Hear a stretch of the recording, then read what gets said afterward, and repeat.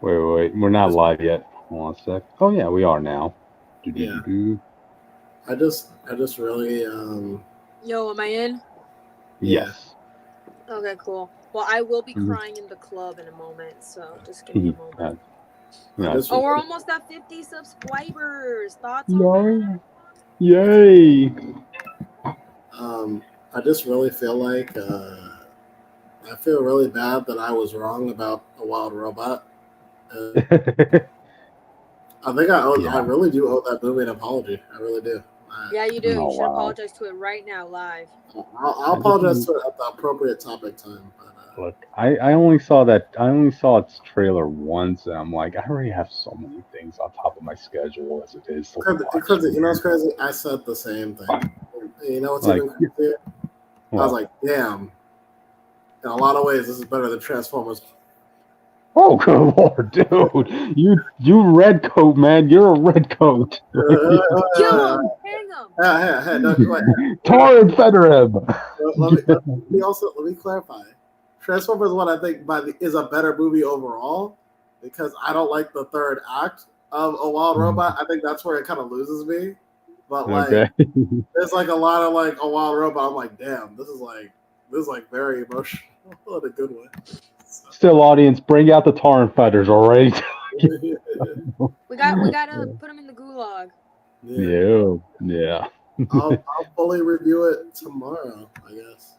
So. Okay, I guess, to fill up time. I'm only going to have, like, literally one comic to talk about tomorrow, so. Yeah. Mm-hmm. One comic, one book, because, we read novels on this channel, and. Yeah. Mm-hmm. Yeah, was there something else you wanted to review tomorrow, too? I forgot. I had, three things, didn't I? Oh, yeah. A Wild Robot, I had Bionicle, which, that's the weekly thing. Gotcha. And I also had, what else? Oh, Mortal Kombat 1, Chaos Reigns. Oh, there you go.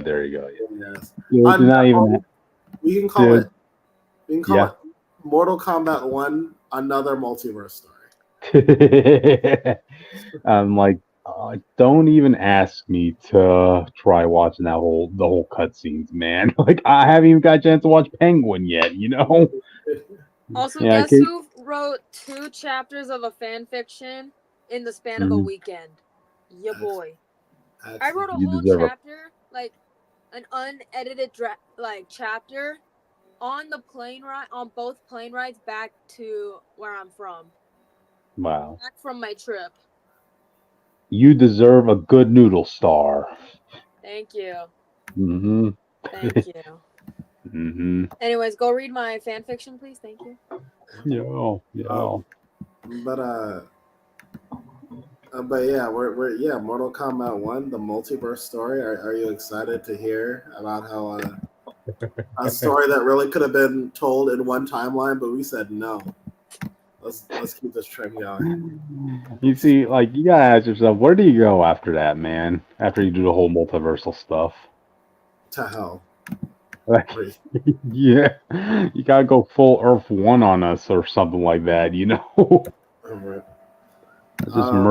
Let's just say there's only one universe. That's it. All right. I'm sorry if your favorite version of a particular character is gone, but come on, we really need to thin out the herds, people. All right. Not every property needs a multiverse. Everyone that matters needs one. Mm-hmm. Yeah. I mean, didn't Beavis and Butthead do a multiverse, man, or something like that? I think the studios are starting to get it. I think it's dying out. I think the only one left doing it is Marvel and Mortal Kombat and DC for obvious reasons, but I don't think they're doing it right now. Yeah, well, I mean, Mortal Kombat is more excusable because it takes a while for these games to be, developed and that stuff. So they already had the plan, so that, they can't really course correct right now. But exactly, we should get started, shall we? Okay. All right. Well, okay. So, without further ado, let's get started. Welcome to Comic Fanatic Alive. You're here with me, Cryptid Seeker 415, just having some sugarcane snacks. So, moving on. It is I, Jake Tylenol, the one who you will never trick to cry at movies. Okay, never can, never will. Austin is dead, by the way, so we'll bring him back later.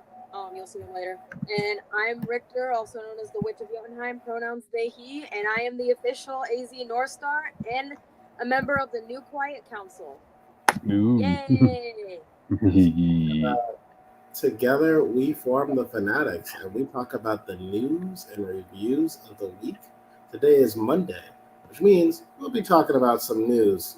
And we already kind of teased the one topic here, but, we'll also be talking about other things like some X-Men97 nonsense. We'll be talking about, maybe some pop Funko news. Maybe even get to the bottom of why Peter and Mary Jane can't get married. And I promise you, no matter what the answer is, it's going to sound stupid. Yeah. So, I blame Marvel. Yeah. I blame editors. I also blame editorial for lots of things. Yeah, but who do we really have to blame? Stay tuned for that. You can also watch our playlist filled with movie reviews, like our favorite movie of all time, Aquaman. And our Deadpool and Wolverine review is up tomorrow. I don't think it'll actually go into the playlist, but tomorrow we will be reviewing movies like A Wild Robot. We've also talked about Transformers 1, and we did a spoiler review a couple episodes back.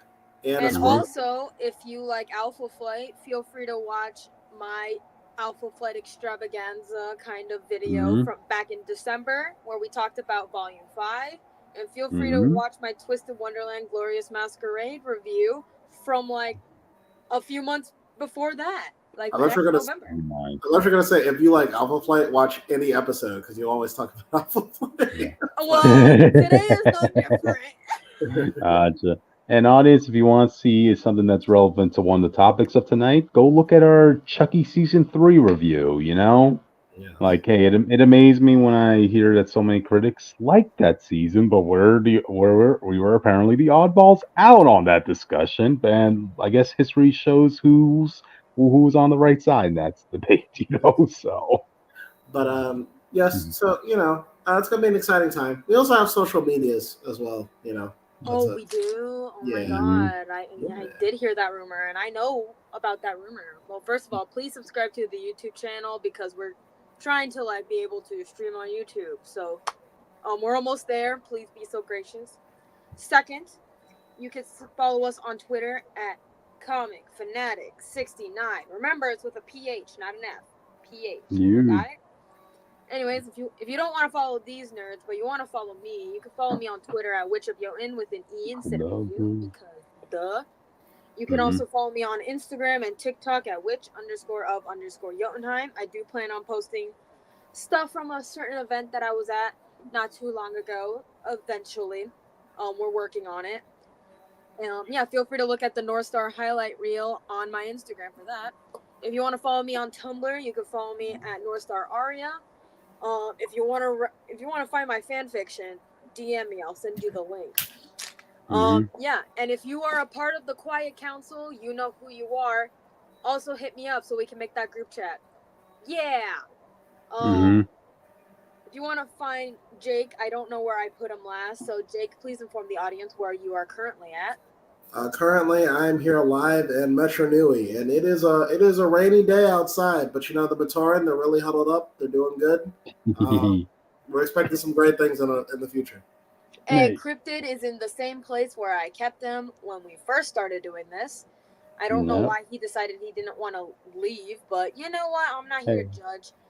I want to stay next to Tegrity, which... Whatever. Anyways, if you want to find Austin, he's not here right now, but if you want to find him, he is currently a brick wall with hot pink blush and bright blue eyes. So if you find him, tell him to get his ass in here because he's late. Yeah, and also, please DM me about my fanfiction. I'm bothering people about my fanfiction. Please go read my fanfiction if you like Alpha Flight and Toxic Yaoi. Thank you. Nice. But, alright then. I guess with that, you guys want to get started? Yeah, I got nothing else to do. Yay, it's me again. Hello, you get to hear my grainy voice again. Anyways, I just got back as of a couple hours ago. I got back from the Uncanny experience in Minneapolis, Minnesota. This picture was from last year, but that's okay. And yeah, it was probably the best con I've ever been to in my whole life. And that's really saying. So last year I didn't go because one, money reasons, and two, because I didn't know what the deal was, so I didn't go.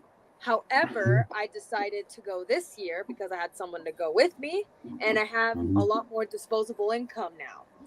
So, yeah, I'm just gonna be honest with you. This is not a traditional convention. Like it says on the title, it's more of an experience, and that is the right word to use. Literally, I got to talk with people that I've only known online for God knows how long, and like they actually wanted to talk to me, which was weird.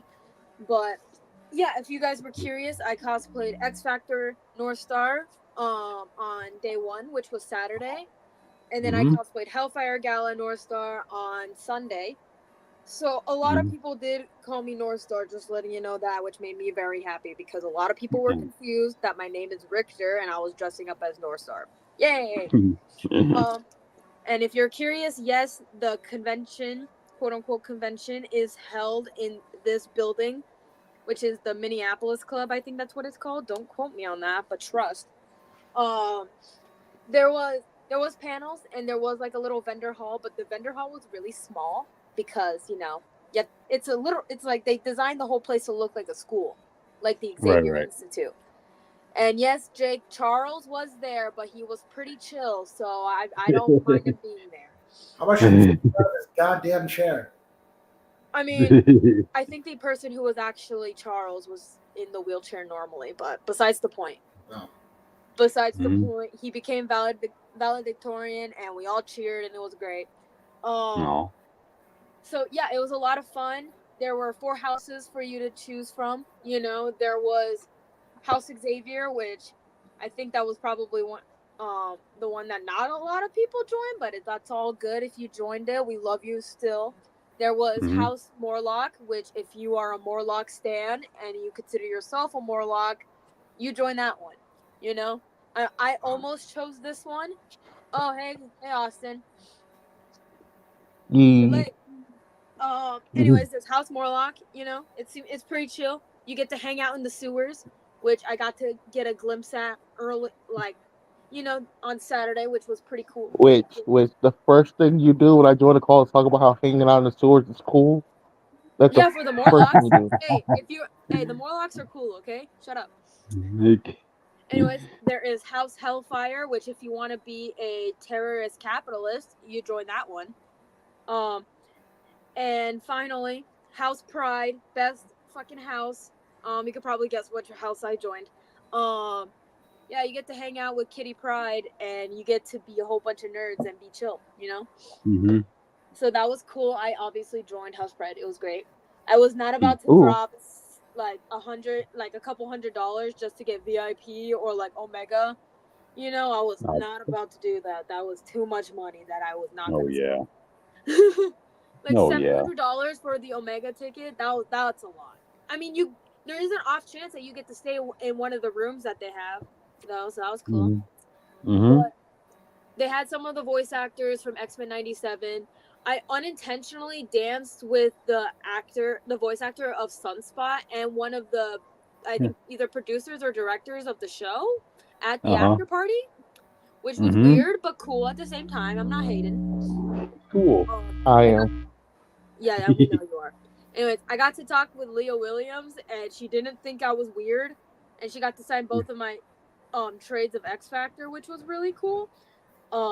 She also likes my tattoo, so yay.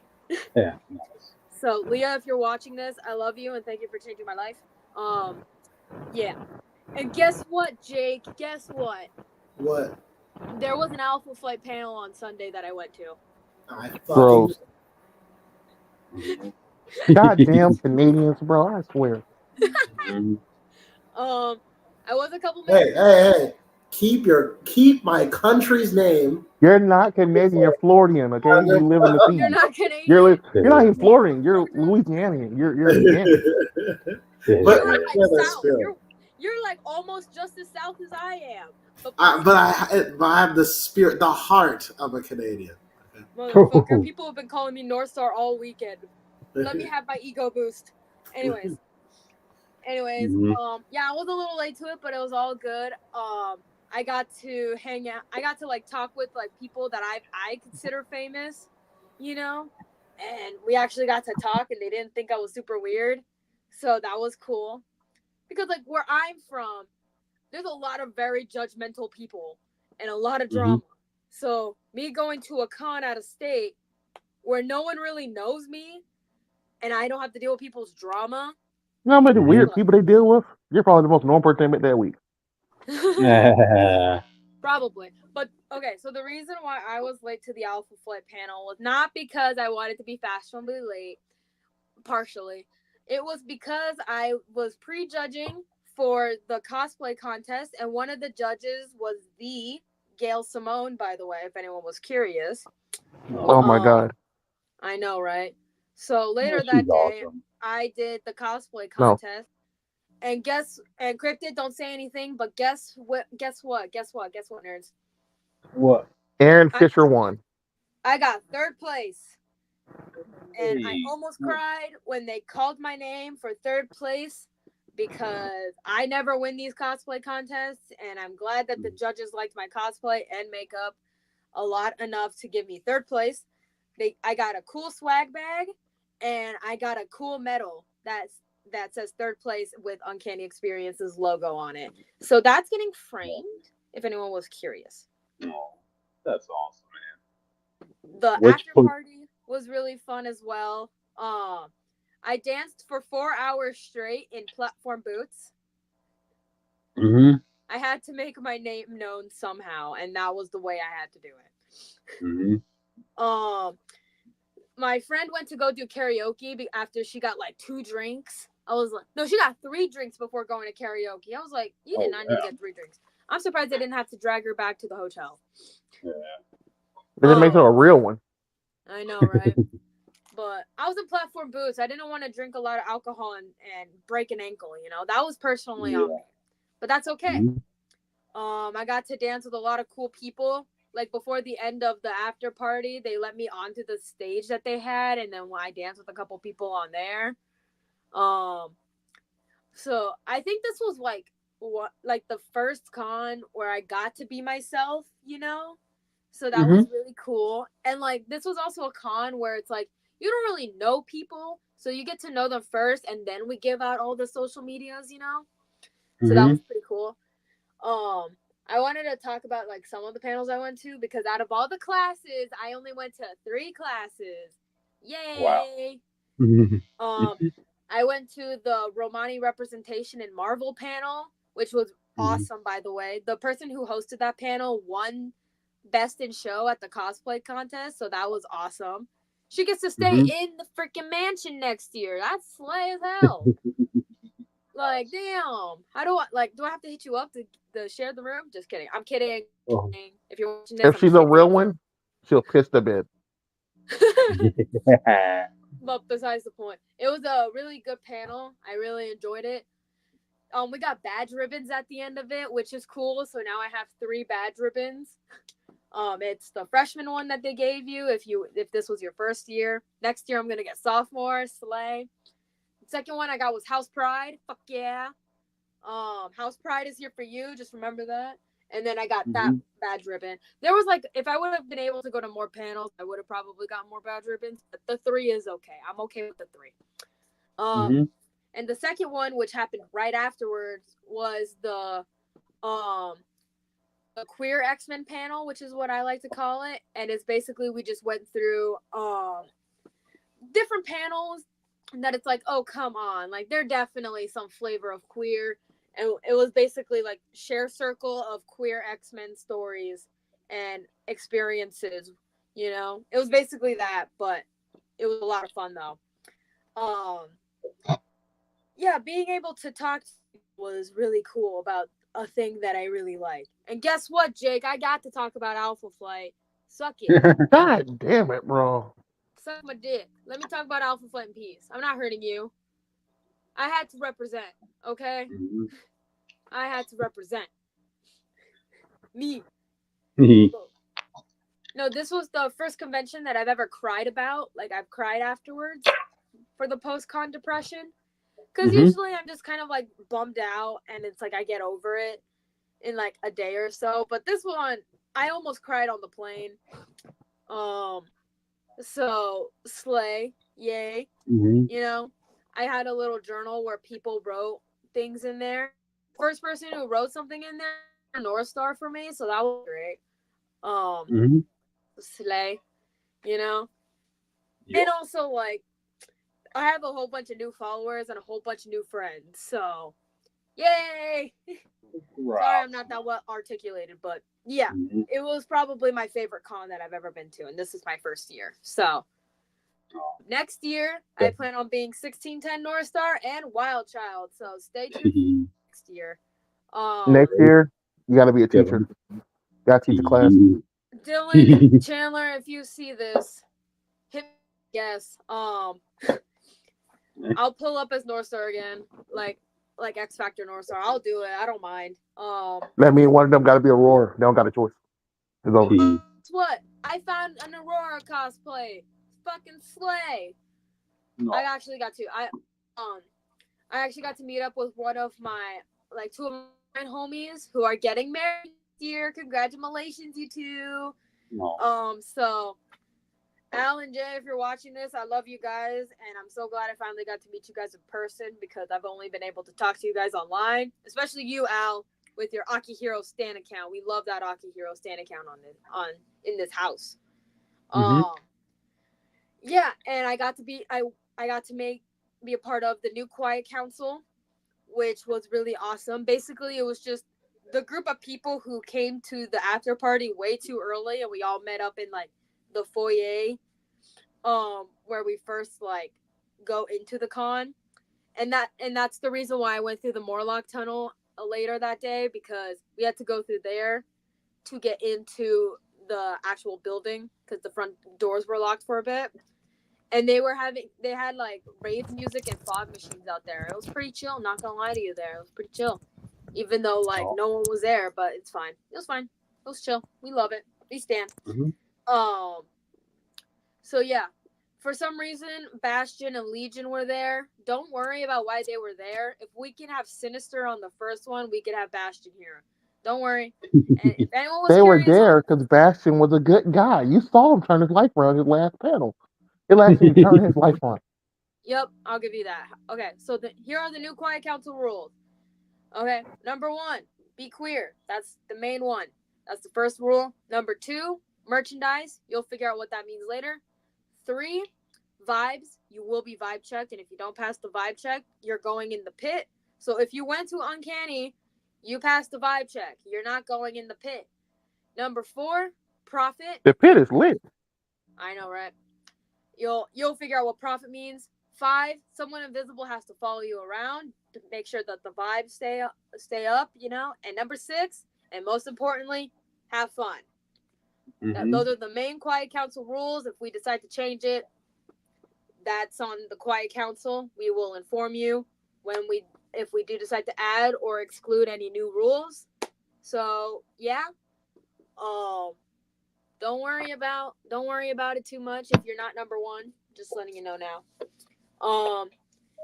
Yeah, and there's a lot of cool pictures running around, so I do need to go find those pictures and videos later on their website so I can post them online. So just letting you know, anyone who went to Uncanny, if you have pictures or videos of me, please send them my way. I want to be able to post them everywhere. Thank you. Anyways, I had a lot of fun at this con, even though it's a 2-day con.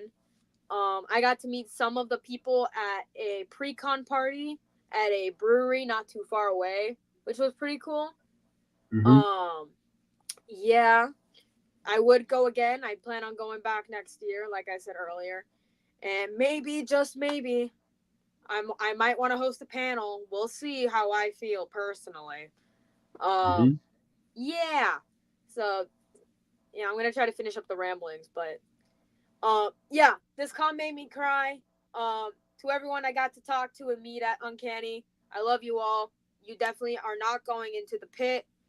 Yes, I will be putting Austin and Jake in the pit later because they did not pass the vibe check. Don't worry about it. The pit is lit. I'm about to become the king of hell like Flavor 2, right? The pit is not hell. Just remember that. But yeah, Jake is gonna be the first mutant to go into the pit, so don't worry about it.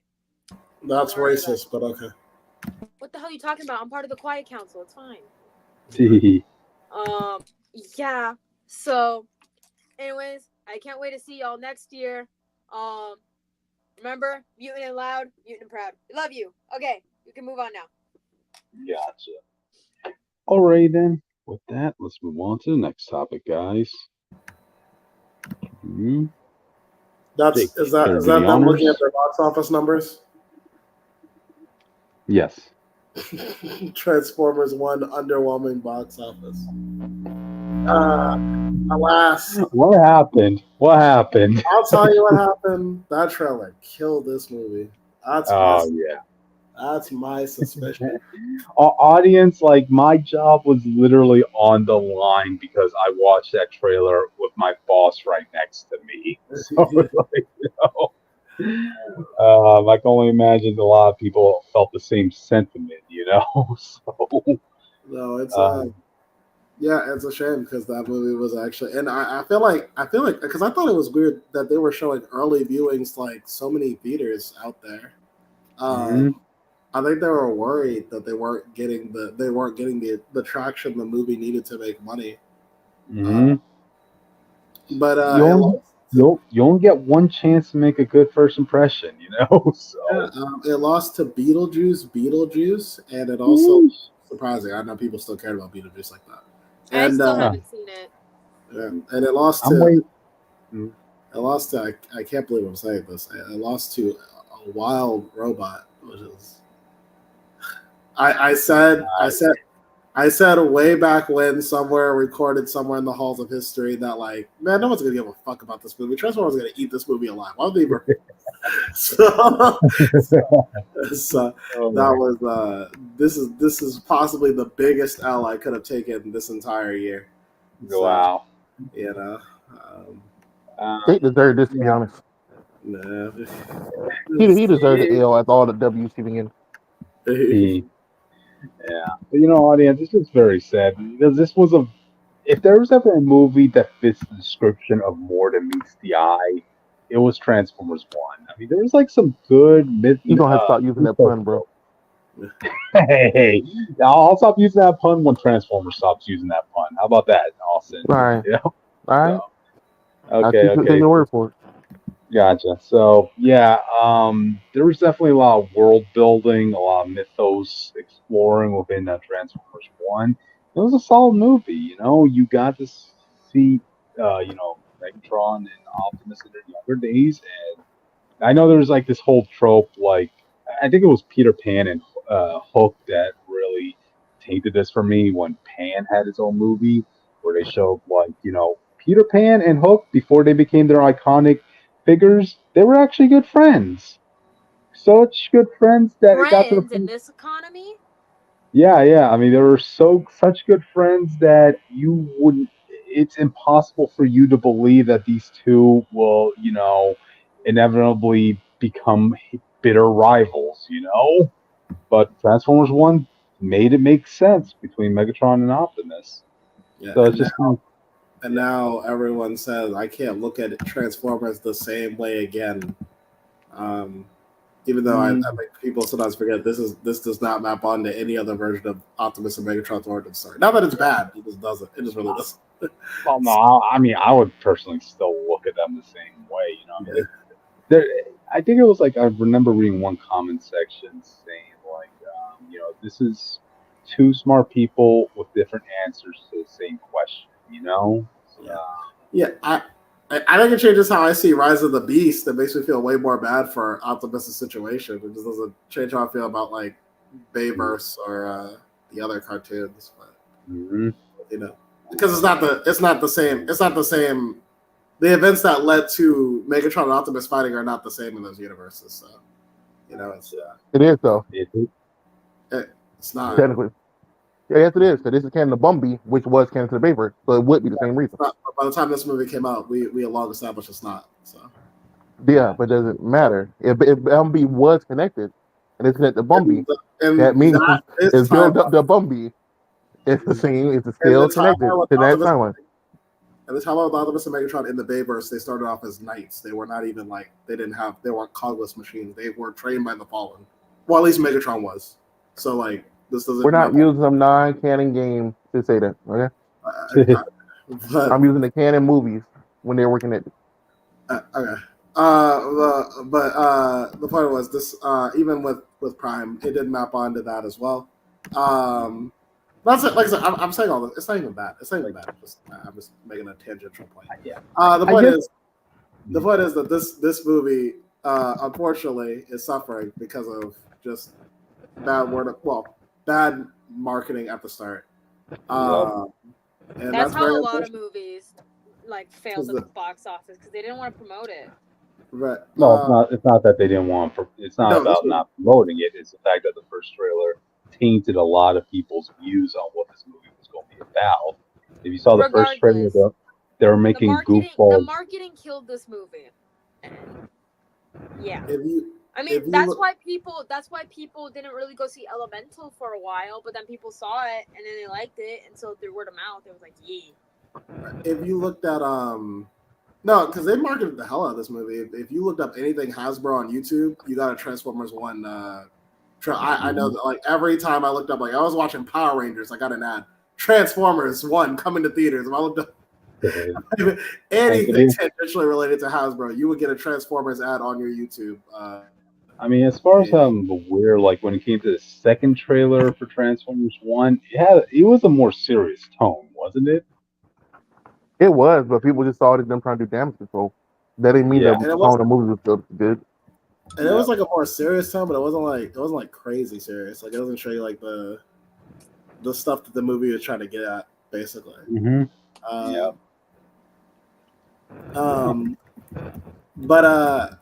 It's just kind of a shame, and I really feel bad for all the people who worked hard on this movie and actually did a good job. Because I do remember the review. One of the reviews I was saying like I really do like the way that they tied together lore to kind of give like every aspect of the Optimus Prime and Megatron origin, like paying homage to it, even if they couldn't like. For Optimus, they did, not for Megatron. For Megatron, they played lip service to some things, but yeah, I liked how they were able to do that. Even if not all the lore I agree with, like I don't agree with the Matrix lore, but that's not the yeah. But hopefully it's a sequel. Hopefully they forgive it and give it a sequel. I don't know, probably not. If there's any caveat to this, is like you gotta also remember this is basically year one origins. This is Transformers year one, So we already know where all the Transformers, where their journeys are eventually going to lead. So if this really is kind of like the final chapter of this version of Transformers, I feel like it doesn't need to have like 3 movies to show where we know they're going to go to. If it's pretty cool. Yeah, it's what it is. Sad, man. I remember getting out of that theater. Me and my boss's kids were all thinking the same thing. Like, we want to see that movie again. Yeah, you know what? I'm even though he wasn't the best, I'm just happy we got Bumblebee away from being the pet. So no, fuck that. I would rather a pet than where the fuck that was. I don't care. Yes. I'll take a pet any day of the week than a nigga talk to me. I don't know, 4,000-year-old War soldier turned into some kids. Yeah, I would rather you put a leash on that man himself and then ride him around the room. Audience, that was just the one hiccup of this movie. Like, for any longtime viewers or listeners, like I always said, like they should already have been able to fix Bumblebee's voice, but this movie made me want to rip his voice box out, like So anyway, y'all getting back to y'all review and not the actual topic on hand. Yeah, okay, got you. Kids would disagree, but yeah, hopefully it gets a sequel. I just feel really bad for the people who worked on it. They did a good job. Now kids disagreeing, but they ain't paying to see the movie again. The adults are. Yeah. No. But anyway, guys, I guess with that we can move on to the next topic. Unless anybody has any final thoughts. That's all good. Okay. It's funny we were talking about cancellation that we were disappointed in, but hey, there's an upcoming cancellation that I suppose a lot of us are kind of happy with. Yay? Nah. Yay? Nah. Well, at least me and Jake, I guess, in this No, scenario. So the ending is about Chucky and canceled. No season 4. gotcha. But So yeah, Chucky season 4 audience is canceled. They didn't give a specific reason why, but if you want, check out our previous review on the 3rd season. We were all in agreement as to how much this series fell down, in quality. Specifically, season 3, like it was riddled with problems. yeah, but I don't think it deserved to be canceled. Especially since it ended on the interesting note. They could have did one final season and just ended everything. Instead of leaving a thread unopened for some random ass movie to pick up. I guess. Hey, as Don Mancini said, and as Chucky will always want to say, I'll be back. I always come back. But it is kind of What? messed up. Yeah. There was word about this getting a movie afterwards, right? Yeah, that was after the show. But now the show's Yeah. canceled. So that means wherever the movie was going to be changed to complement the show. And that's the problem. I guess so, because man, for anybody who was invested in that trio, Devin, Jake, and what was her name, Lacey. Oh man, the way they got left off. So you're telling me that they're going to be trapped as little dolls? Why you do For Lexi like that? That's messed up, bro. They make that Lacey. Lexi, sorry man, come on. It's been a while. Lacey.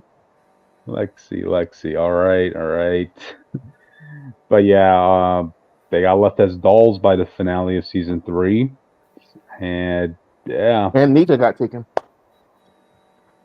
Who? Nika. Oh yeah, Nika got taken. Yeah, so there's also that. Oh jeez, No, I man. was just rather season 4 to wrap all this timeline stuff up. So there's no chance of it coming up in the movie or anything else we have to worry about. But if they're still doing a movie after this, they're 100% going to try to finish this plot line. So if Yeah. the movie I did ahead is going to be plagued with a rushed version of season 4, I guess you want to put it like that. Yeah, I would say logically speaking, hey, give us 2 movies after this at least. One to clear up the plot lines that were left behind at season 3, and one to just be the finale of Chucky as a whole. I guess so. Jake, got any Um, thoughts? You watch all this show too? I don't talk about Chucky. Yeah, I mean, I was looking back at our previous review on season 3, right? And I kind of found funny that I think Austin, you brought it up that we were kind of like the only channel that was really against this past season, because apparently everybody who was talking about Chucky seemed to have liked it. But hey, look what season 3 happened afterwards, Yeah, all the other ones had like positive reviews about it. Oh, look at the satire and all the other stuff. I think the best thing Yeah. season 3 did was actually show and introduce Dumbala and what Dumbala is about, which something we never actually seen or even heard about before, besides his name and that chant. So that was like the best thing the season introduced. Really, like every other good plot line they had, they kind of messed up over the course of the season.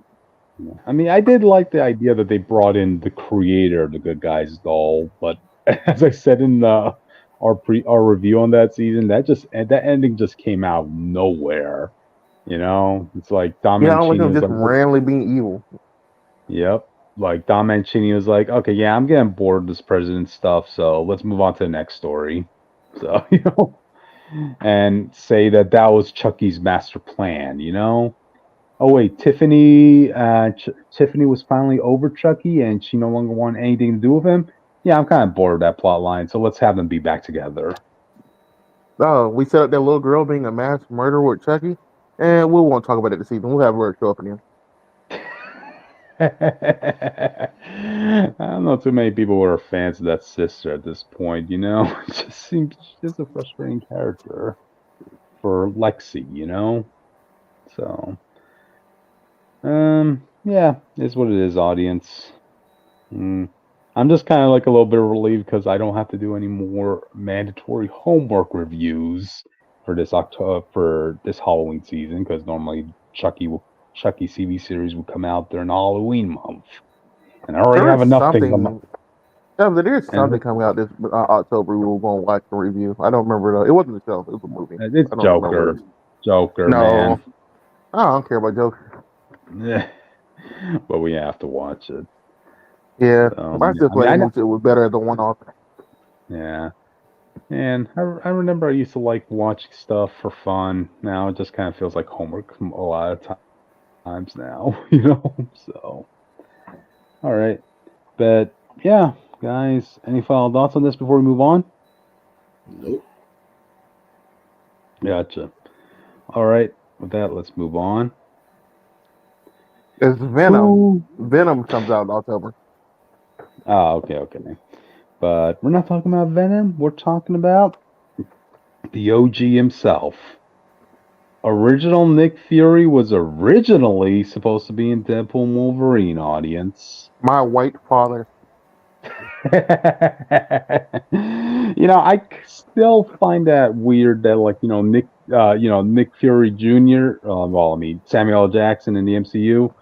Yeah, audience, we stop calling him Nick Fury at this point. Like, he's just Samuel L. Jackson just playing himself now in the MCU. He alludes to his family. If you look back at his speech patterns, right, he will mention his grandfather. He will mention his mother. I think he even mentioned his sibling. But for whatever reason, he never mentions his father.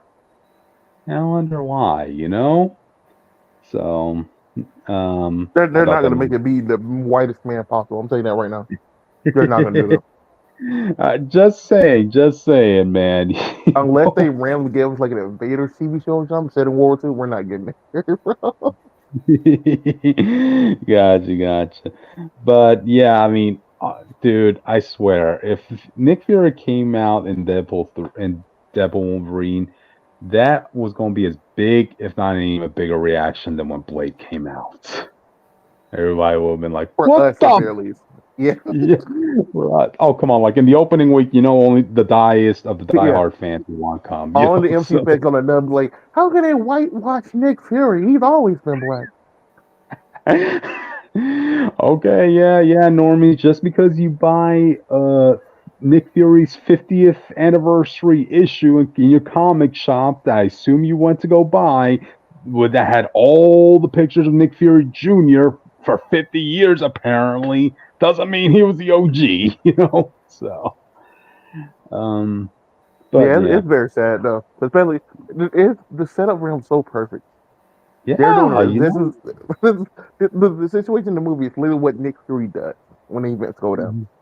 He had to gather all the heroes together, and basically he just needs someone to help him lead everyone out. That would could have been Deadpool and Wolverine when they got there. This could have been their way of sneaking in the secret Avengers, They fucked it all up. Yeah. The worst part is you can see in this photo. That means they canceled this thing probably right before the film started filming. Yeah, I don't know if this had something to do with Samuel Jackson wanting to butt in, or probably like they didn't want the publicity of showing that, like, look how much we tarnished Samuel Jackson's version of Nick Fury, and now we're going to be bringing in this alternate version of the original Nick Fury, and he's going to be treated like a badass, like a professional, and all that stuff, No, I doubt they cared about that. They usually don't. Gotcha. So I guess it'll have to be chalked down to Samuel Jackson wanting to butt in, I doubt that too. I doubt he even knew the person was going to be in this film. He was not supposed to work in this film. Gotcha. But then, what would the logical explanation be for wanting to cut? The same reason they cut a lot of these people. Like they cut Ghost Rider, they cut Daredevil, other people. They end up not wanting to do it. Well, with Ghost Rider, there's an obvious reason. Come on, they didn't want to spend the money on his effects, Yeah, you get a quick death scene like Johnson did. I mean, here, man, like, look, they literally have Nick Fury already suited up and everything in this set photo. You should be more concerned on why he's with the villains. That's probably why they're doing. This was probably like when they were invading the villains' hideout. We can say that, but it's ironic that he's the only hero here, surrounded by all the villains. Well, what if the reason they didn't do it? Because the version Nick Fury they were going to do was going to be evil white Nick Fury. Oh, jeez. Okay. Then if that's the case, then yeah, scrap that. It just kind of there's no good person. That's all. Yeah. I mean, Ryan Reynolds. I know he has a big influence in like his Deadpool movies. He knows what would leave a bad taste in the audience mouths. So I can imagine that they would see this as like, maybe we shouldn't tarnish the original Nick Fury like this, have him be a bad guy, So there's that. Yeah, I think the setup for that they see him. Deadpool say a meta joke about Sam Jackson, and that'll be the joke, and he'll die. But I think, from my understanding, I think his version is the version where it will still be him and the Punisher here. Okay. From my understanding. So I don't. So depending on how they go, the Punisher might have been on the good side. He might be on this side, or vice versa. In this case, depending on, because they're doing variants, who knows, bro? They can really do whatever they want. Gotcha. And it was supposed to be that Punisher version from that Punisher movie we watched earlier, right? Yeah, it was supposed to be Thomas Jane, from my understanding. That's the only one that fought directly. The version of Punisher that didn't have a skull in his chest. Well, Deadpool, he would have forced him to wear it. Audience, I was really let down when these guys showed me that movie, and not once did he have a skull in his chest. I'm like, come on, Oh well, we watched that one differently. Yep. But all right then. It's very disappointing overall that we could have had. If he was going to be a good guy, it's very disappointing we would have had Nick Fury back. Because people don't know, like Cryptus had alluded to earlier, White Nick Fury has been basically erased from comics for a long time. None of his deeds or anything he ever done really ever gets brought up now. But by his friends, by anyone who knows him, not even by his quote unquote son, who's terrible in the comics. I know y'all like MCU Nick Fury for some reason. In the Ultimate Universe, he's pretty good. In his he's pretty bad. He just got forced to be in the 616 world, He just doesn't have like any roots to stand on with anybody as opposed to the OG himself, That's why I'm telling you, when his Ultimate Universe issue comes out, I'm buying it 5 times.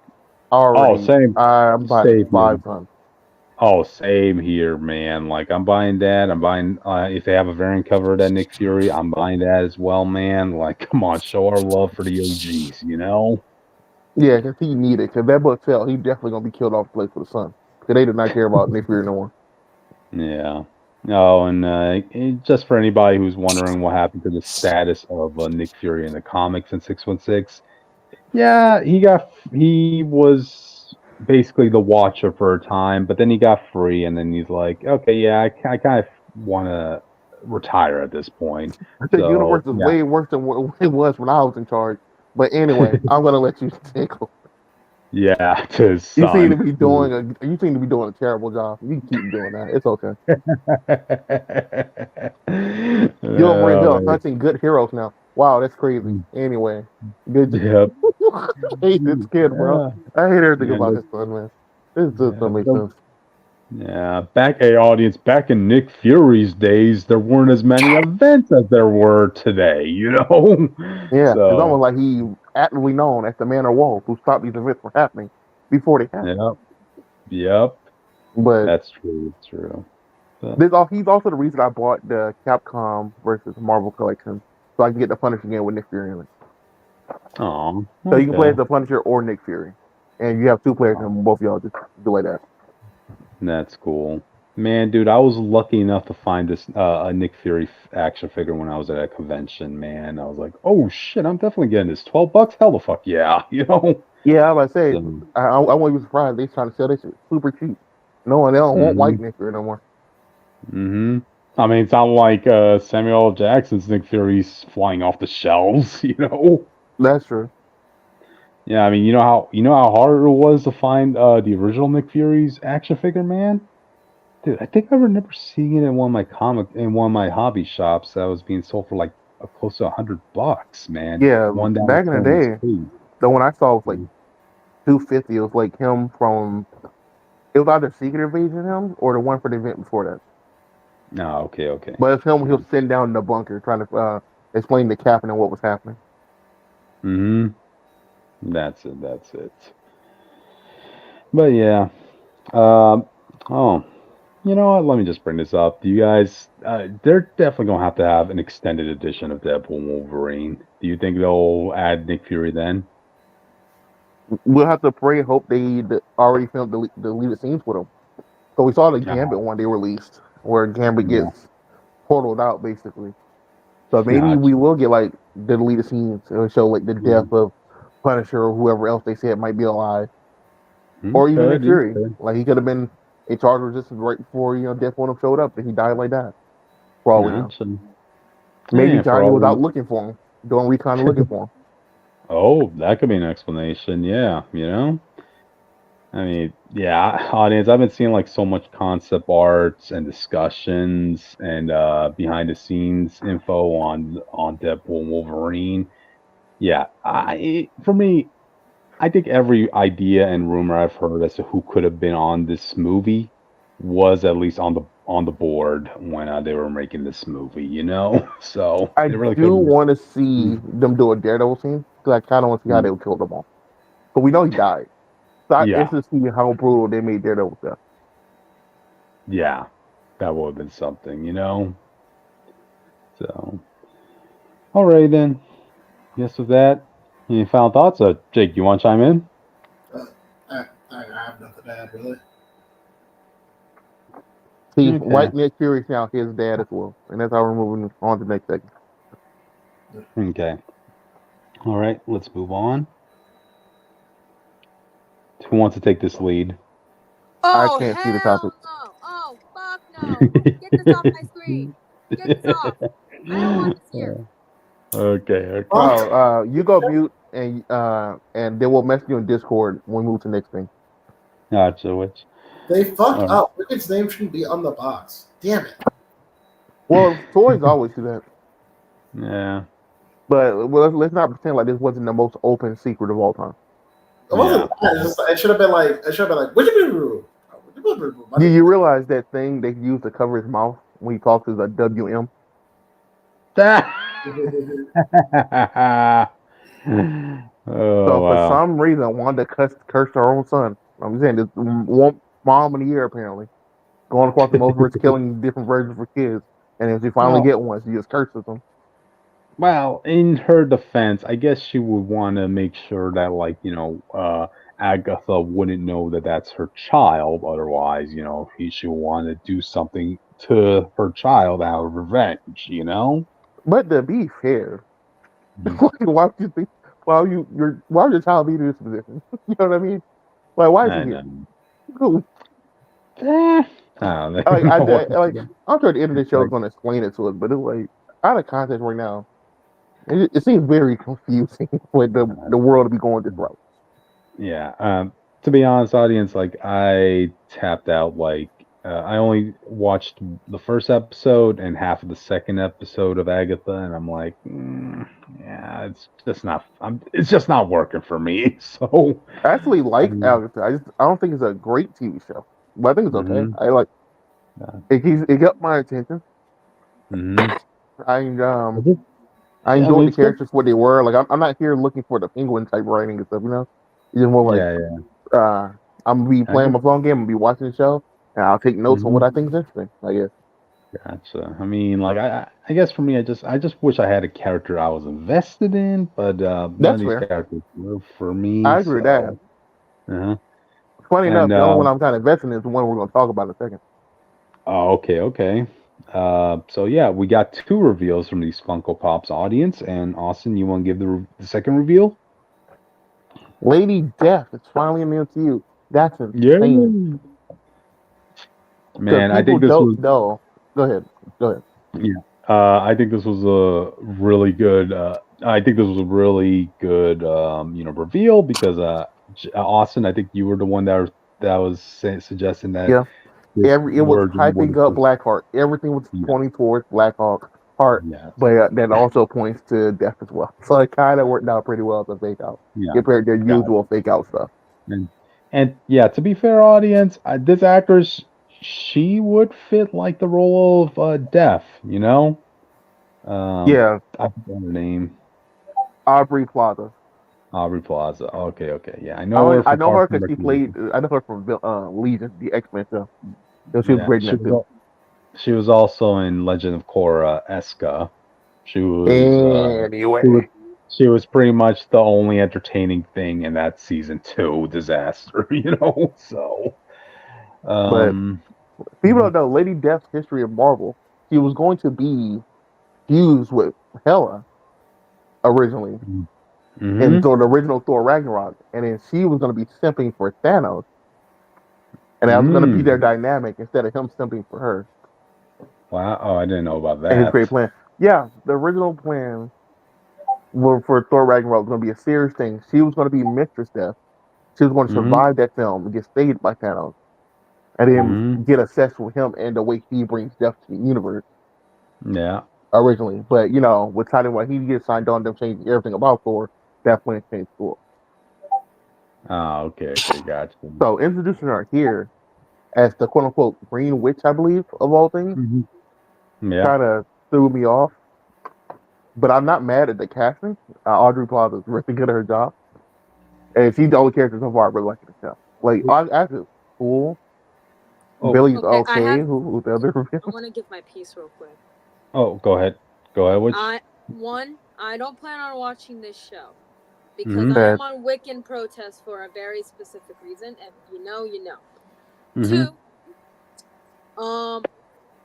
I'm not mad at Aubrey Plaza being Death. I just hope that she has the skeleton head at least once in this show. If I see that on Twitter, I will be satisfied. But I'm still not watching this show. And 3, Wiccan should have been played by a Jewish actor. Okay, I'm leaving. Goodbye. Bye. I'll see you guys audience tomorrow. Bye. All right. Wait. If one of them isn't Manio's kid, I mean they're not Jewish, so he wouldn't be Jewish. That's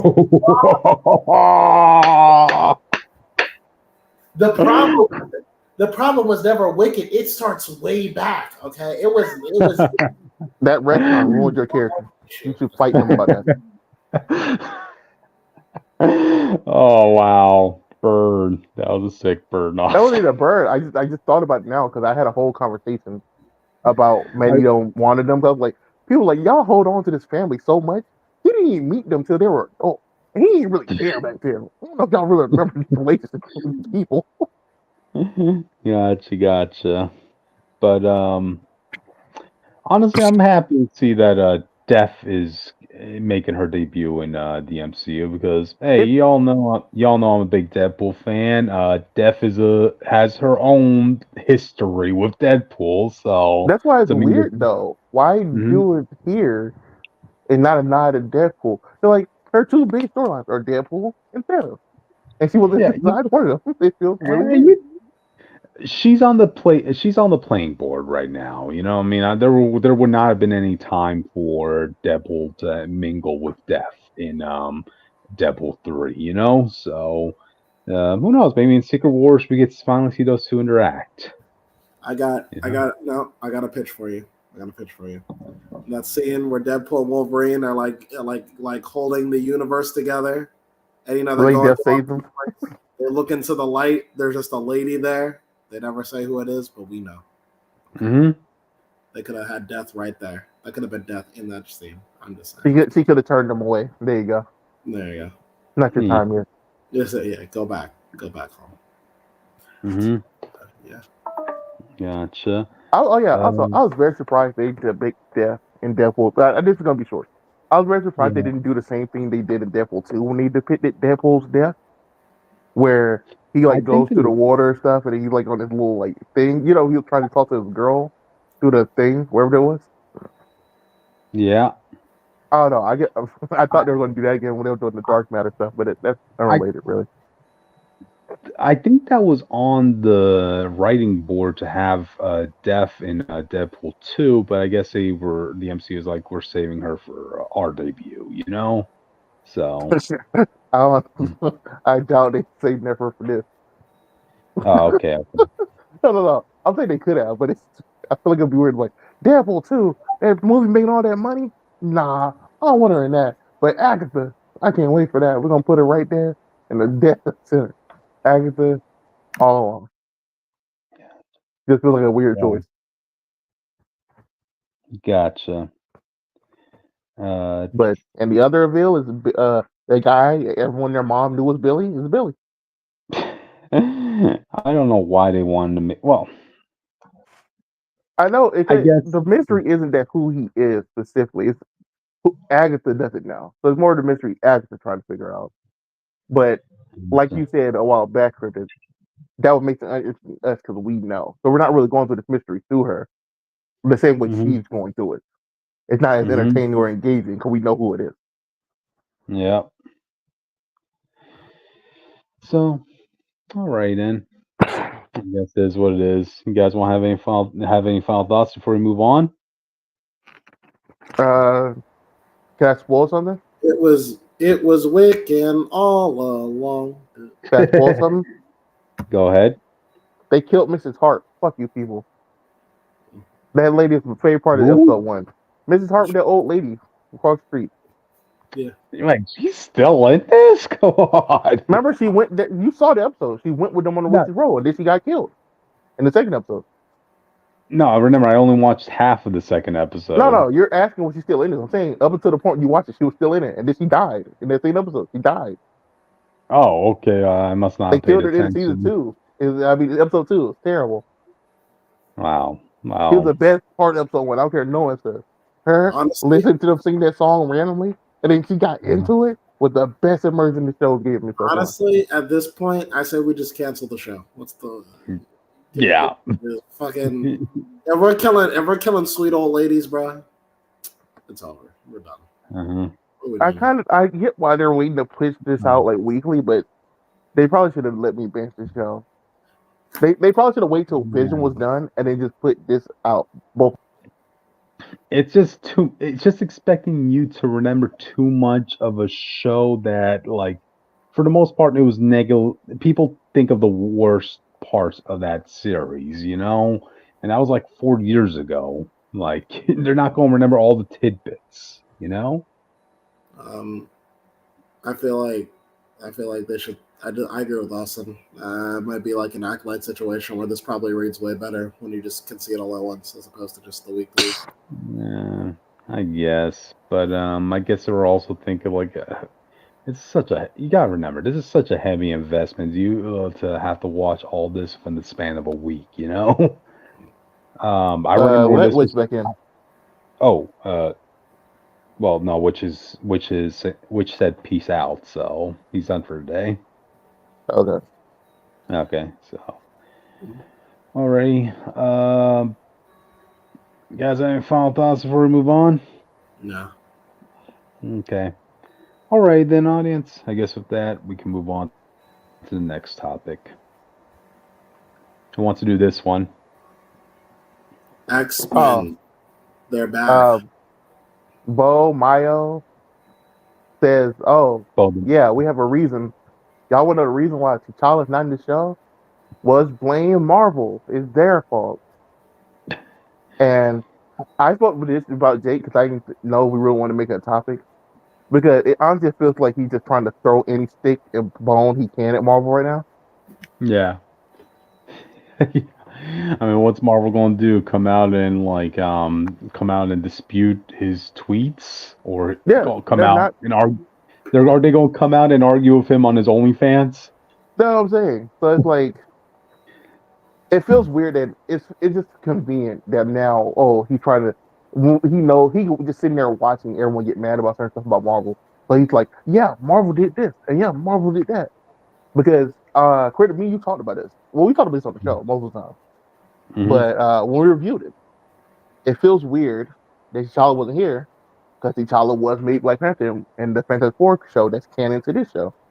And everything else the show did that is canon to so far has stayed true, besides Captain America, who we just assumed somehow got back to the world safely. He's saying Marvel, because T'Challa died, didn't want to use T'Challa. That doesn't track that well with me, because they had no trouble really using T'Challa in the game, Marvel Avengers, or the comics. He's been nonstop. I know people like to point towards What If, and they like to point towards the new Black Panther game. But the game they're using, T'Challa's not in the story they're telling. According, he wouldn't be there. He literally wasn't even born by this point. Not even his dad, So it doesn't really feel like there's a situation where they don't want to use T'Challa specifically. It just, at the time the actor just died. It was the actor that a lot of people held on to closely, and they just decided not to recast it. I mean, you can't have like every okay, if I'm making like another Marvel show and I do want to include Black Panther in it, are we really going to have to sit here and say like, okay, are we going to have a discussion about like, is it too soon to use T'Challa? No, just use T'Challa. Come on, It also brings back like, even if that was his dad, they really have to. T'Challa's gonna have to be here eventually, but they're going to do the Storm thing. So I don't see I get why he did it, because it was a whole big discourse, but it really just feels like throwing sticks and stones at this point. He should focus less on his OnlyFans and start reading his Bibles. There you go. That sounds more like Nightcrawler than Black Panther. I want to know. That's what he said in the show. Well, he said something slightly different, but he said. Beau Demayo's like, okay, yeah. What Marvel? You want to dispute me? Okay, come to my OnlyFans. We could talk all you want, So we'll be revealing much. We'll be revealing much more than the truth. Let's put it that way. I want Nightcrawler and Black Panther Senior over here to get into like a Bible group. I want to see the church group in the Marvel. Bro, we're not doing the book club, but Bible club. Okay? And you know what? Put Daredevil in there. Yeah. I think they'd have a striking conversation about that. Yeah, and I want both Daredevil and Black Panther to be telling Nightcrawler, okay, look, when you start your own religion, you can't claim to still be part of your old religion. It does not work that way. Yeah, Daredevil will probably be mad at that, to be honest. You can't say you're Catholic, just start your own religion. I know. Yes. Yeah, I'll get it started. Gotcha. So this is part 4 of the Beau Demayo ongoing confrontation, I guess. It just kind of feels like one of those, another random thing he tried to throw at Marvel at this point. Like, it might be true, I don't know, but it don't feel true based on what I'm seeing. Yes, but question, like, is this something that's helping him in his case? It's helping turn the fans against Marvel, because that was a big conspiracy the fans had. Yeah. Though that's not going to help him in the courtroom. So he needs to stop. Yeah, he's like, I guess he's probably thinking like, I'm going to get the fans on my side in this or whatever, So. I think it would have been different. It was like, oh, you took T'Challa, it was gone or something. Like, you just didn't mention him. You're not Black Panther. So, you know what I mean? So that doesn't really apply to anything.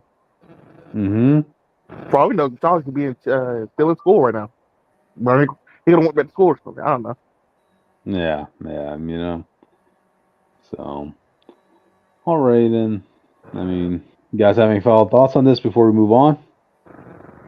We need that Black Panther cat game to come out already. I'm still waiting on the PS5, man. It could take its sweet time, all right? Also, based on that trailer, I get Cap in his first fight against the Dormlok, they might lose. But if he loses twice, or he goes to start going all out when he realizes he's actually really skilled and still lose, I might feel the type of way. I'm not gonna lie. And not because she's a woman, but because I feel like you're putting him like way lesser than Black Panther people at that point. I think that's the problem. When you're making a tag game. Wait. You're telling me there's going to be a scene where Cap takes an L to one of the Dorme Milage? We don't know. No, be fair, we don't know. But the way his dialogue flows, it implies he at least snuck up on him and like put the spear to him. That might be a problem because, like, you know, hey, audience, Captain America and Black Panther have collided in the comics, right? And Cap has sensed Black Panther sneaking up on him. So if he could do that with T'Challa, like, there should be no reason as to why a Dorme Milage will be able to get the land a sneak attack on Cap, you know? So that's why I'm hoping it's more like, because you don't really see the scene that well.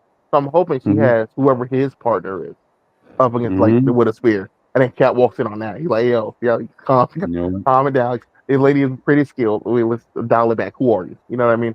So I'm hoping that's the way they went.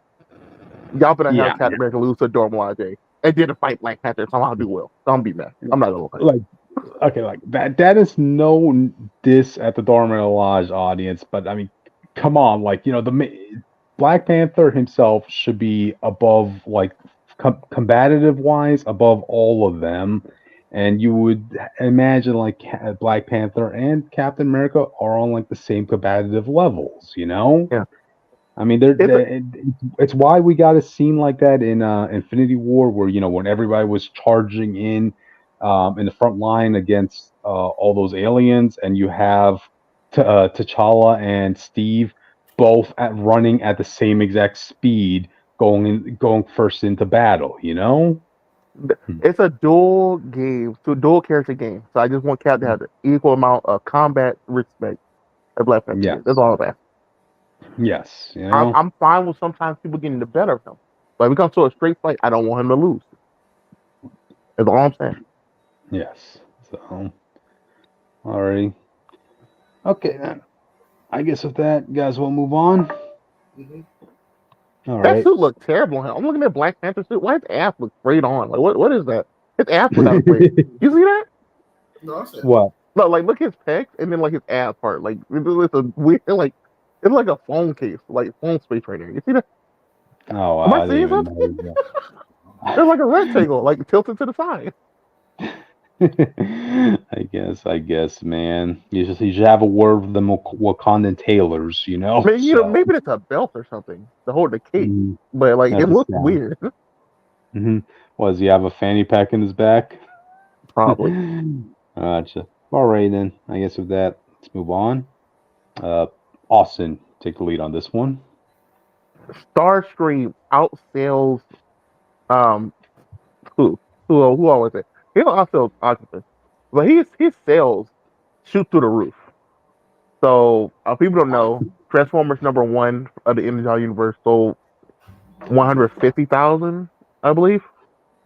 And then after that, it went down. I want to say about like 80, 70 consistently. Yeah. I think it's more like Jake also had this problem with this series where it's all action. They don't really want to explain stuff yet. And we really need some downtime to explain stuff. I think that's turning people off from the book.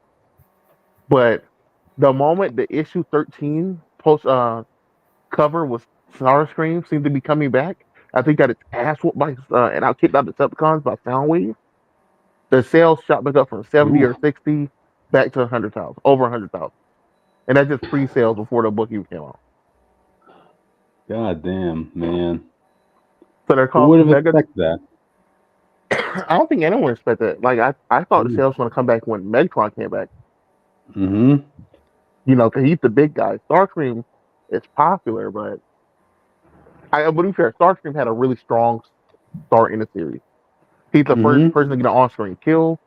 He kills humans. Like, he's very sadistic. Starscream does not care. He's the first person to kill G.I. Joe in this franchise. So far. Damn. So, like, he got a lot of clout, I guess, with the fans. But it was kind of ridiculous how far the sales shot up. Yeah. And it's just him coming back. We don't even know the synopsis of the story yet. He will make his revival scream. I just think it's kind of funny. He's coming back. He's still coming back for Megatron. Because we know Megatron's alive. We know Megatron is able He's just not doing it. He's just chilling with Cobra, figuring out their plans, letting them use his body for stuff. Like in Transformers Animated, when he did the same thing with Sunday. Starscream, you always have to be your status is always going to have to be someone's number 2. It's funny though. He would have stayed in charge if he did not kick Rabbit. When they were fixing Decepticons, Soundwave really wanted them to fix Rabbit, and Starscream not only punched Soundwave's body, he kicked Rabbit across the room, and Soundwave said, "You know what? Fuck you," and then he beat his ass. Mm-hmm. And now just him and Shockwave running things. Funny enough. Gotcha. But it's really good for this universe. We see they still got a lot of traction and just character based, I guess. So the universe isn't anything close to failing. I know some people are worried that because in terms of sales so far, it's kind of like Transformers. Cobra Commander sold a lot. They don't like G.I. Duke, Void Rivals, and then it's Scarlet, and then it's the other guy who I can't remember right now. Destro. So people were worried that the universe wasn't selling enough, that some stuff might get changed, their plans might get changed. But Transformers kind of carrying it for them right now. And that's good to hear, I mean, like hey, the industry's happy, comic shops are happy, so... It implies Snake Eyes might show up in Scarlet, and that's probably going to sell a lot, too. I guess you could say there are robots in disguise. And I also should really say a lot when you're looking at the sales charts and the top 10 comics of the month. There's Ultimate Spider-Man in there. When you have like something that's not of Marvel or DC related. Oh yeah, I showed you that. I tagged you there for a reason. I didn't know if we were gonna make this topic or not. Out of the 50 books, 17 of them is Amazing Spider-Man, by the way. Yeah. Oh Jesus, man. So the year 2024, or this year, as much as people hate Zepwell's run, they can't stop buying it because they want to know the fuck he did now to ruin this character. So it's the top 50 books, 17 is Zepwell. That's crazy. Go to YouTube instead Audience, I blame you for the continuation of the miserable life of Peter Parker. You see, like, even look at the example of a Captain America fan, right? I knew that was a disaster what Jackson Lanza and Colin Kelly were doing. So what did I do? I didn't even give it a chance. I knew it was crap, and from what I was hearing, it was going to be crap. It did become crap, and what happened? It got canceled. And Marvel's like, okay, let's put an actual competent writer who's going to do justice for this character. And that's what happened. Every time I saw the Spider-Man fans, it honestly, Peter Parker fans, honestly feel like they support this book. Out of what? Okay, I think we should wait until we get to that actual topic. Actually, we have a Spider-Man topic that's coming up. Yeah, so all right, Transformers. Sales are doing good, audience. Yeah, Red Temperance. People are actually buying Spider-Man, but I'll explain that reason when we get to that topic, I guess. Gotcha. Oh, we have a comment. Yeah, people. That's what it was. Gotcha. People actually buying Spider-Man right now. Yeah, it's crazy. Mm-hmm. All right, Tim Burns. This is nice. Let's just show you the time when the comment was there. They didn't do that on Yep. So, all right then. I guess with that, we can move on to the next topic, audience. Jake, do you want to do the honors? Yeah. Does he know the topic? No, I didn't. No. Okay. Yeah, Marvel Comics editor talks about MJ and Peter. Okay, so. Tom Brevort explains why Peter and MJ can't get married. Yeah. Okay. He was they just can't marry, but they can't even date. No, he says they can date, they just can't get married. That's what he says. I know he says that, but anytime they started the date, they don't really happen. So it feels weird. That's because whoever's in charge doesn't like the idea, but there's an actual rule that states that they cannot give it. That's what he says. They think they're Sega now. They're giving out mandates about Spider-Man. Right. Yeah, he says those are the ground rules going in. If you're going to work on whatever character, if you're going to work on Daredevil, you have to deal with the fact that he's blind. He's probably going to stay away for a while. But that's that's more standard. You can't. Right, they're he's blind, so you have to write with him blind. They're comparing Spider-Man's inability to grow up as a person to Daredevil being blind, which is fucking wild to me. That's ridiculous. Right. You're right, Daredevil. Of course, you got to deal with a hang-up that he's blind, but not a hang-up. That's his whole fucking thing. All right. It's not a mandate by any chance. In 2 or 5 years, something could change. Someone could have the greatest story, Zeb, Wells Curly, possibly, for why they should be married again if they make it through their current trials and tribulations.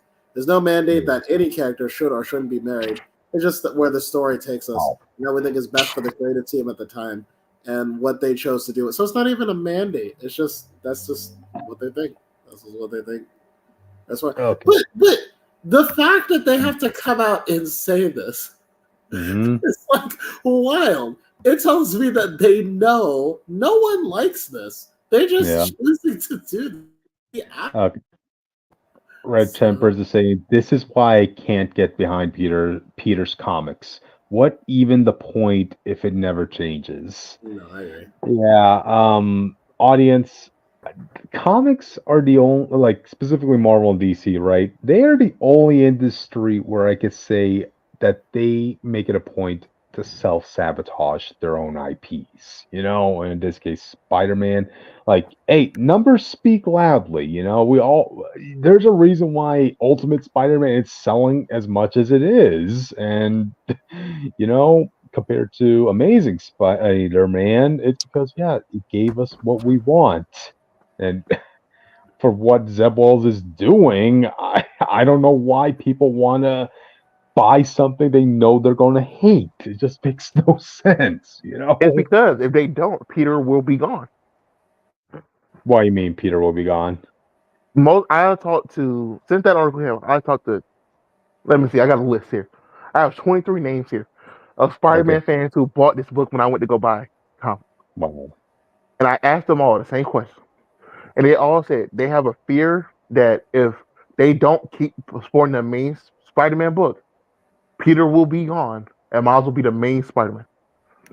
So that's what I always feel like Marvel's been pushing towards anyway, and more popular Miles gets.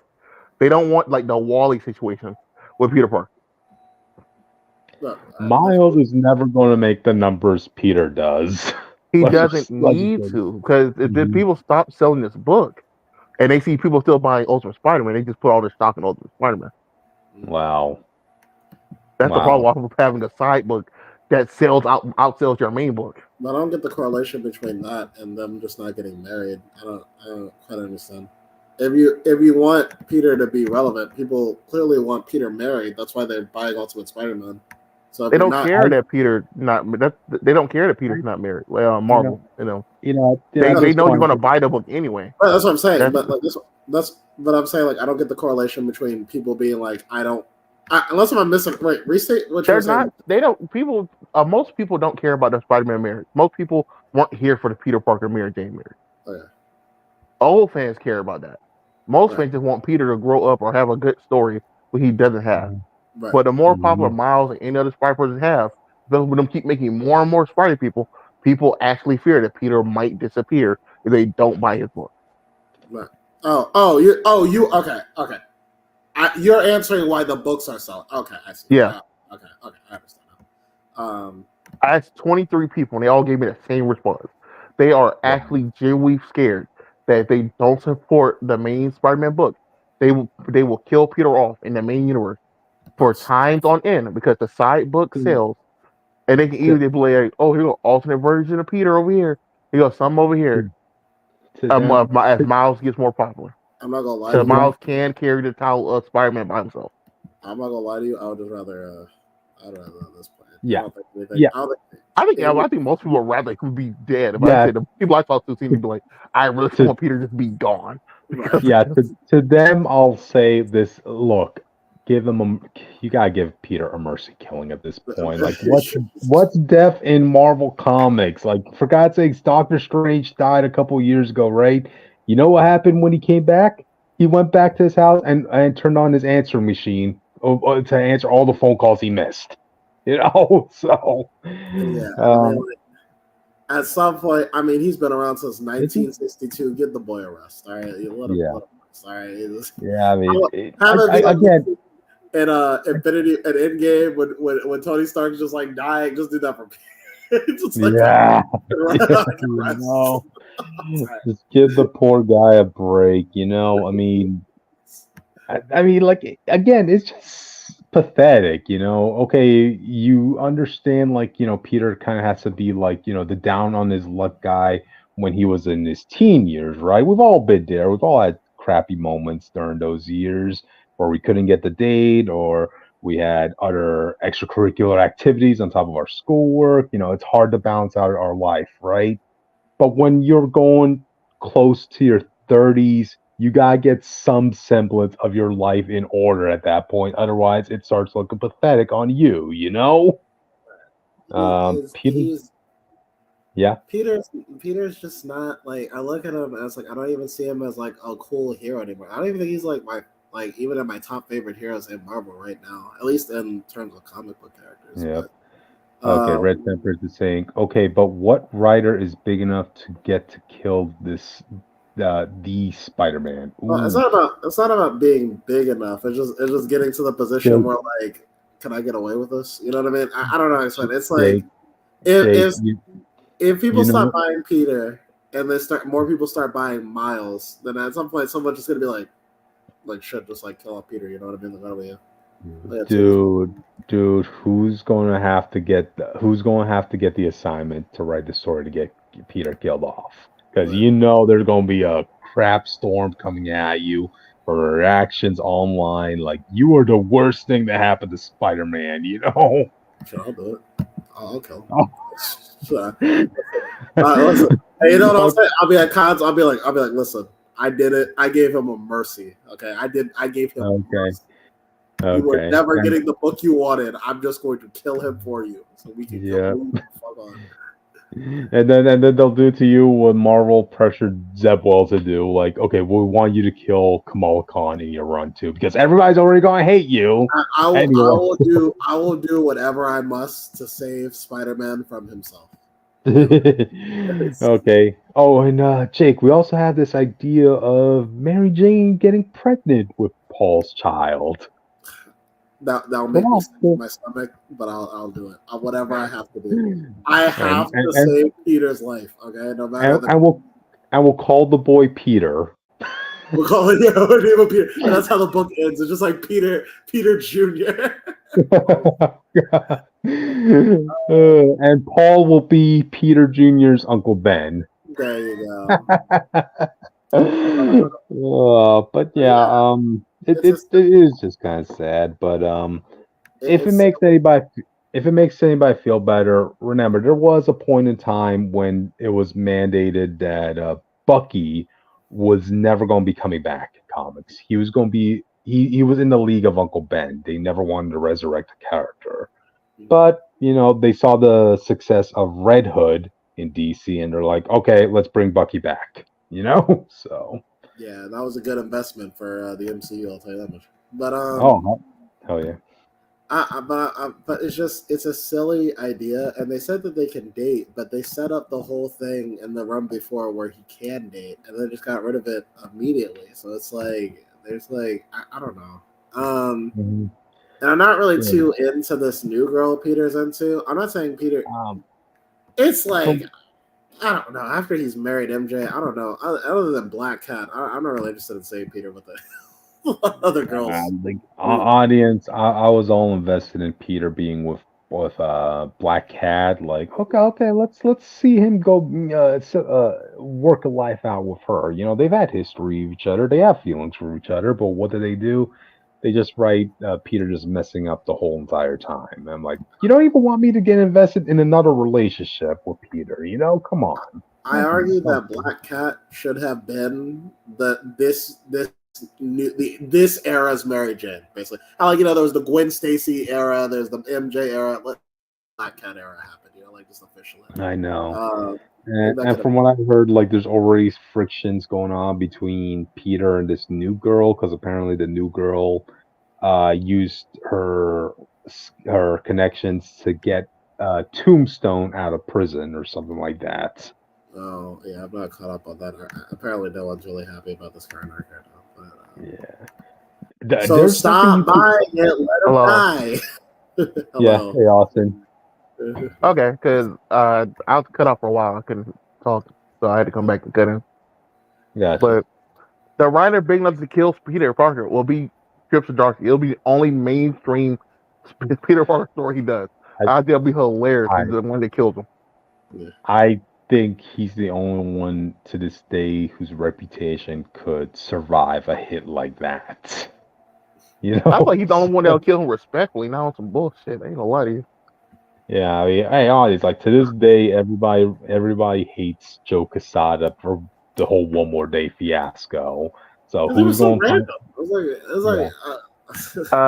Red Temperance. Miles did not have a stable relationship. How do you know that? No, I wouldn't. Every other book, he's either cheating on someone or thinking about sleeping with someone else. Yeah.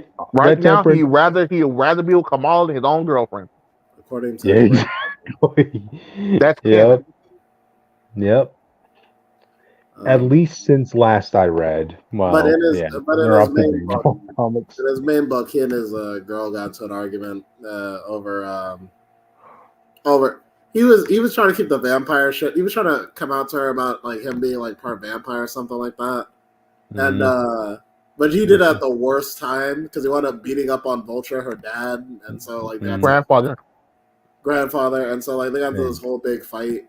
But once she figured out what was going on, she was like, "Oh, you're going through some shit. I'm still mad at you, but I'll help you out." And then she finds out Gwen Stacy's moving into the neighborhood. By the Gwen. But not only does he wants her, he'll rather be with Kamala. Gwen Stacy, who kissed him when she was an adult and he was a child. I won't let people forget that. That's canon.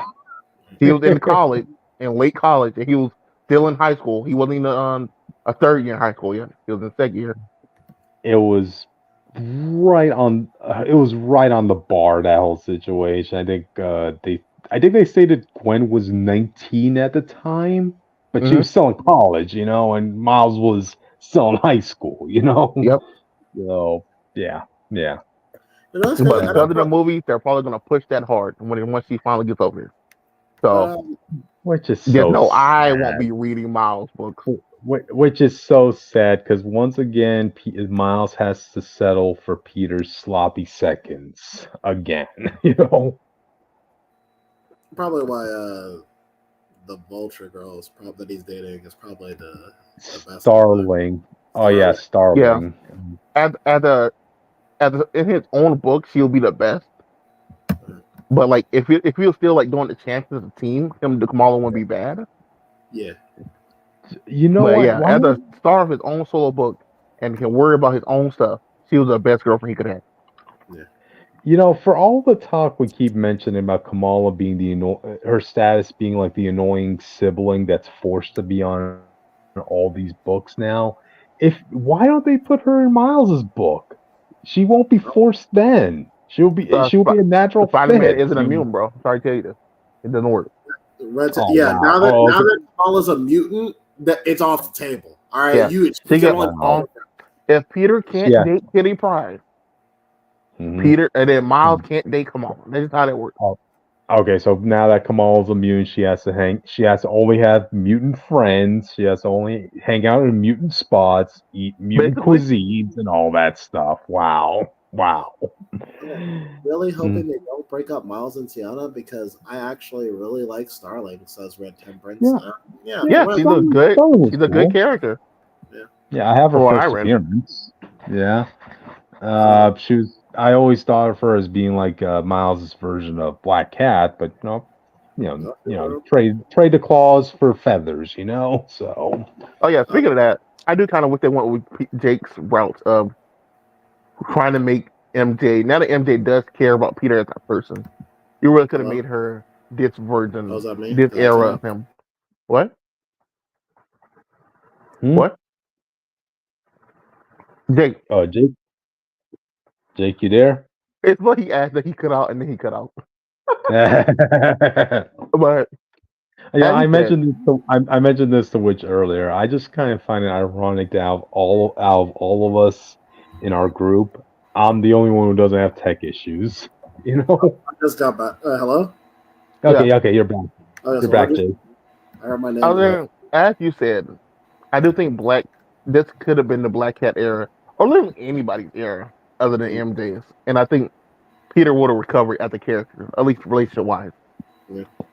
Like you got Black Cat, you still had Michelle Michelle something. I don't remember her name in the comics. But she was that female roommate he dated for a while. Oh, okay. What was that girl with glasses he had? Carly Cooper? Yeah, Carly Cooper. I didn't really like her, but you could have made it work. Yeah. Like even this new girl, her working at Ravencroft Asylum, could have been interesting for Peter. Because then he had a segue to be more like, I don't want to say intimate with his villains. Yeah, you can hear me? Oh, come on, Wait, can you hear? You cannot hear me? I could hear you. So, can you hear me? Did he cut out? That's funny. We got him. We got him once. This is how okay. Austin's back. No, you cut out. I was here. Yeah, we were talking. We had a conversation. You cut out. Hey, you guys hear me? Yeah, we hear you. Yeah. Okay. Now? Okay. Yeah, right. You cut out. We were fine. Right. So you were talking about an intimate, because it gave him a gateway where Peter could have an intimate relationship with his villain, and then their rehabilitation. That could have been interesting because he never really had that chance. Besides, like sitting down with Ryan after his wife died, and I'm like, bro, you know what? You can get, we can get over it, bro. I lost people that's close to me too. Like he used to have those type of moments. He don't really get those with villains anymore. So it could have been interesting to watch him try to help villains move on or redeem them somewhere. With an asylum.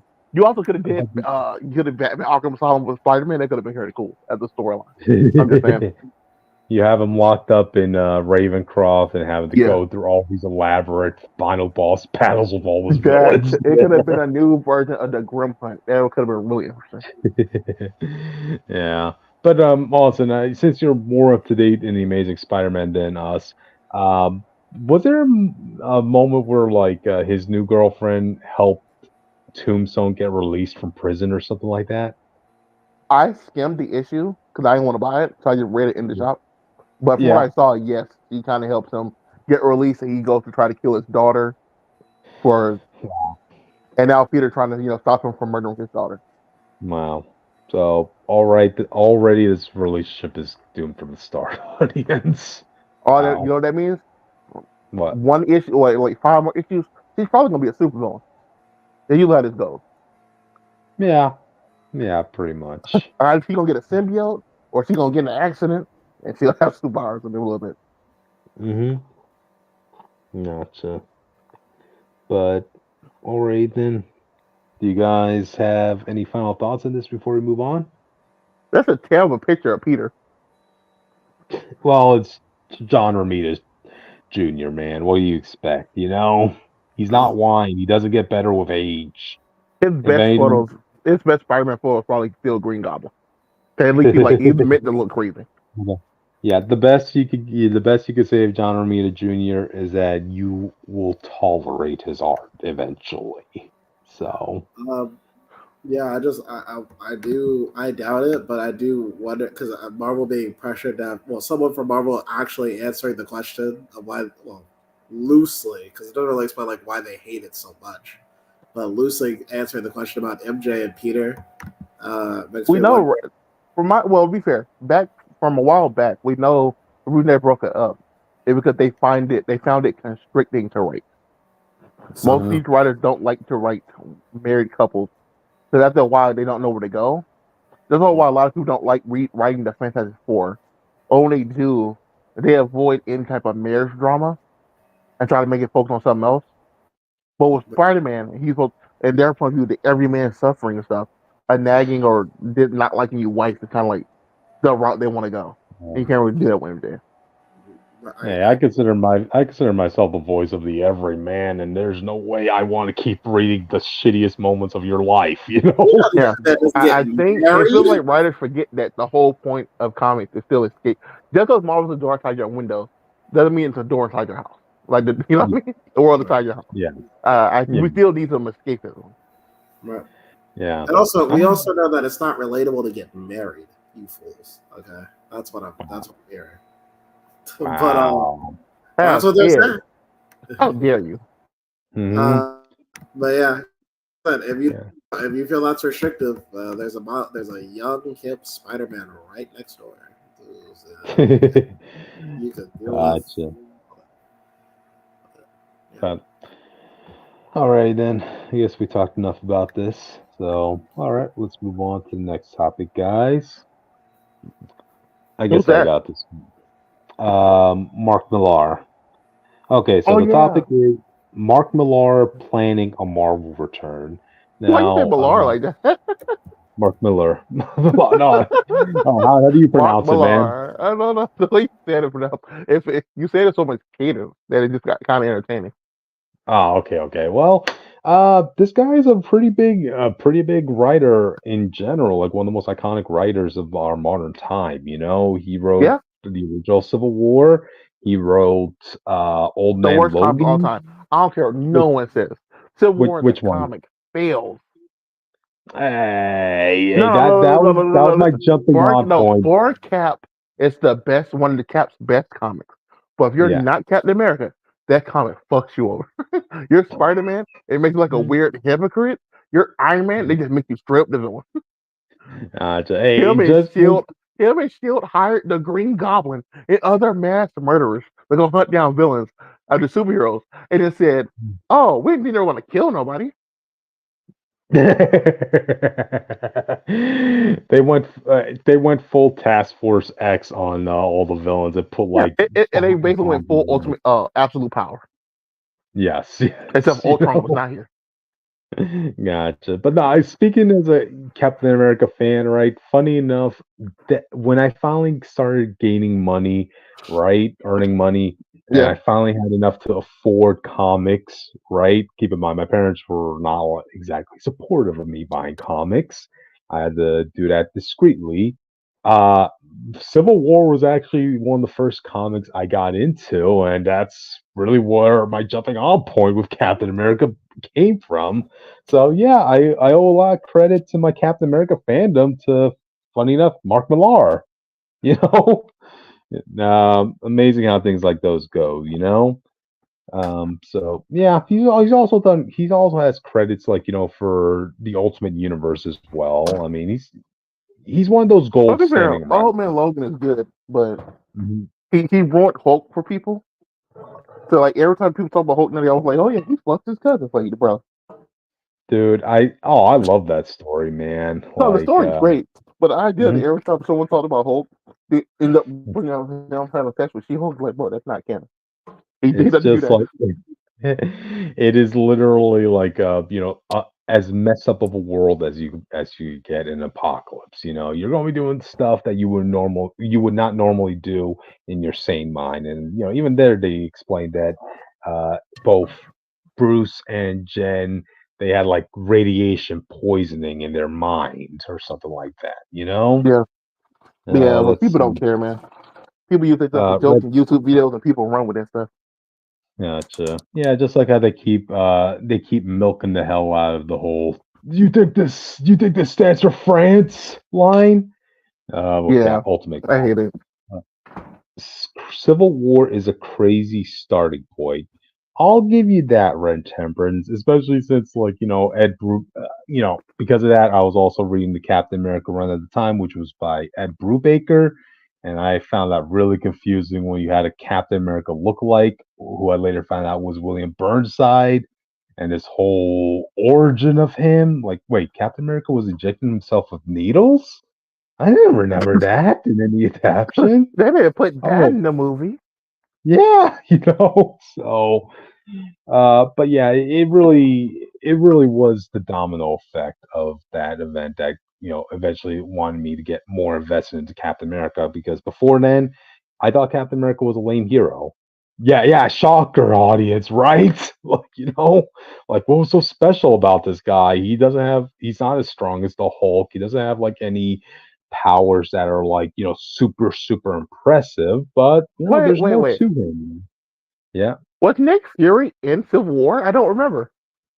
Yes, he was, but he was dealing with other business outside of the conflict. He was actually going. Yeah, I He, remember he didn't have a full stance on it. I thought he would have let that shit slide. I do remember when during the end of Civil War, right? Like Nick Fury was staging an operation to free Steve Rogers. I remember a line from Nick Fury saying like, "This isn't the country I fought for, where they have where they have oppressive government ruling over the people. That sounds more like Russia to me."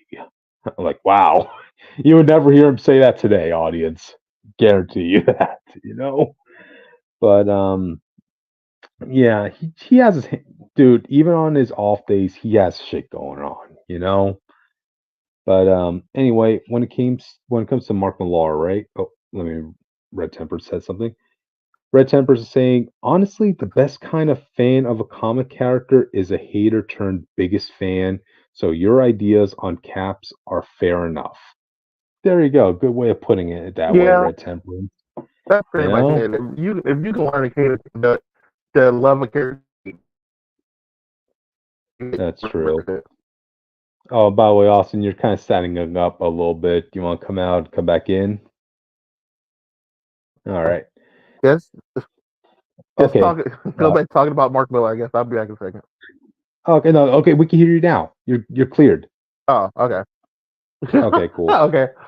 But amazing now that Amazing now that Witch is not here. You're getting back to your technical issues, man. Like, no. That was my headphones. I think they were turned the wrong way. Oh, okay. Gotcha. Yeah, the moment I turned them a little bit, you said I was fine. So, but I trust more now than both sides evenly.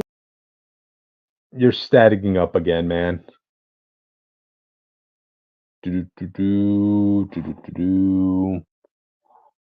Jake, you still here, man? Yeah,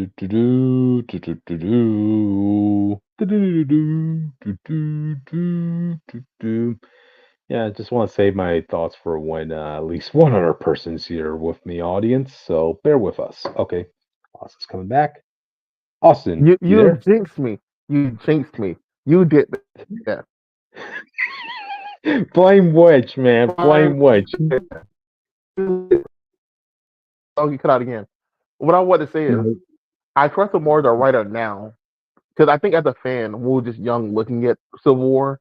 At least most of us, we took it as, it's supposed to be some even conflict, but it was never supposed to be even. It was just straightforward. Whoever was right was wrong. It was a superhero community coming undone on itself because of. So maybe I read it again as an adult, get in a mind, and not just looking at it like, oh, they're treating characters badly. It's a really situation happen, and it won't happen on one. Yep. So I guess you would trust him to be more nuanced today, I guess. Yeah. But no, when he brings up Civil War, he's not coming in to say like I'm going to make another Civil War event. He just wants to make something that's even bigger than the Civil War. Because audience, you gotta remember, I think it was that event that was really the last mainstream event in Marvel that mattered. That was explosive at the time. Because I think before then, I think.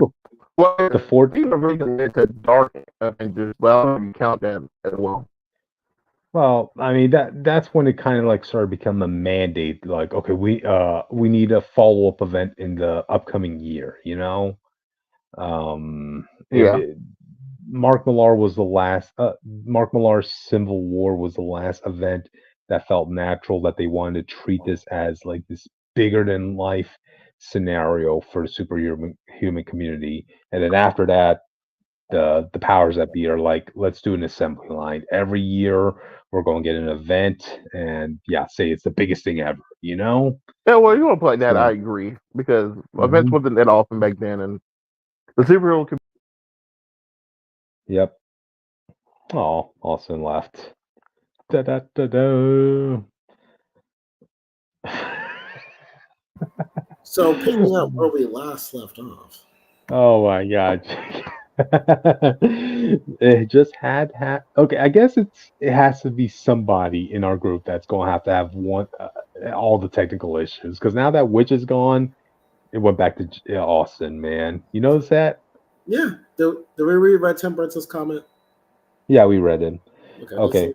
Austin, you're back. Yeah, so my Wi-Fi cut off. That's all it was. Oh, okay, gotcha. All right. So continue on. Oh, I was just saying, yeah, the superhero community came undone for years. We got to rise a whole lot of new heroes. We got new teams. We had the 50 state mandate at one point. It didn't really go nowhere. But yeah, it had the biggest ramifications, I guess. Because I'm thinking about stuff like Secret Invasion. Other than like Dark Avengers, which didn't last that long, it didn't really matter. King in Black, big event, didn't really mean anything. Reckoning War, well, for Venom did, but that's about it. Reckoning War didn't mean anything. Empire didn't mean anything. Yeah, Civil War just felt like it actually impacted the whole Marvel universe as a whole, you know? So Mark Millar wanted to come back. He wanted to do something bigger. Oh, I would say go for it, man. If Marvel would be allowing him to do what he wants. I don't want them to run into another Jonathan Hickman situation where he starts something really great for Marvel, and then all the other writers outvote him, saying like, we want to do our own stuff with what you did. I also don't want a Secret Empire moment where it's clear that Nick Spencer had one plan, and at some point he changed what it did. Because I remember you talked about this and you agreed with me. Well, because like what he changed seemed to have changed halfway through that book, because people kept complaining.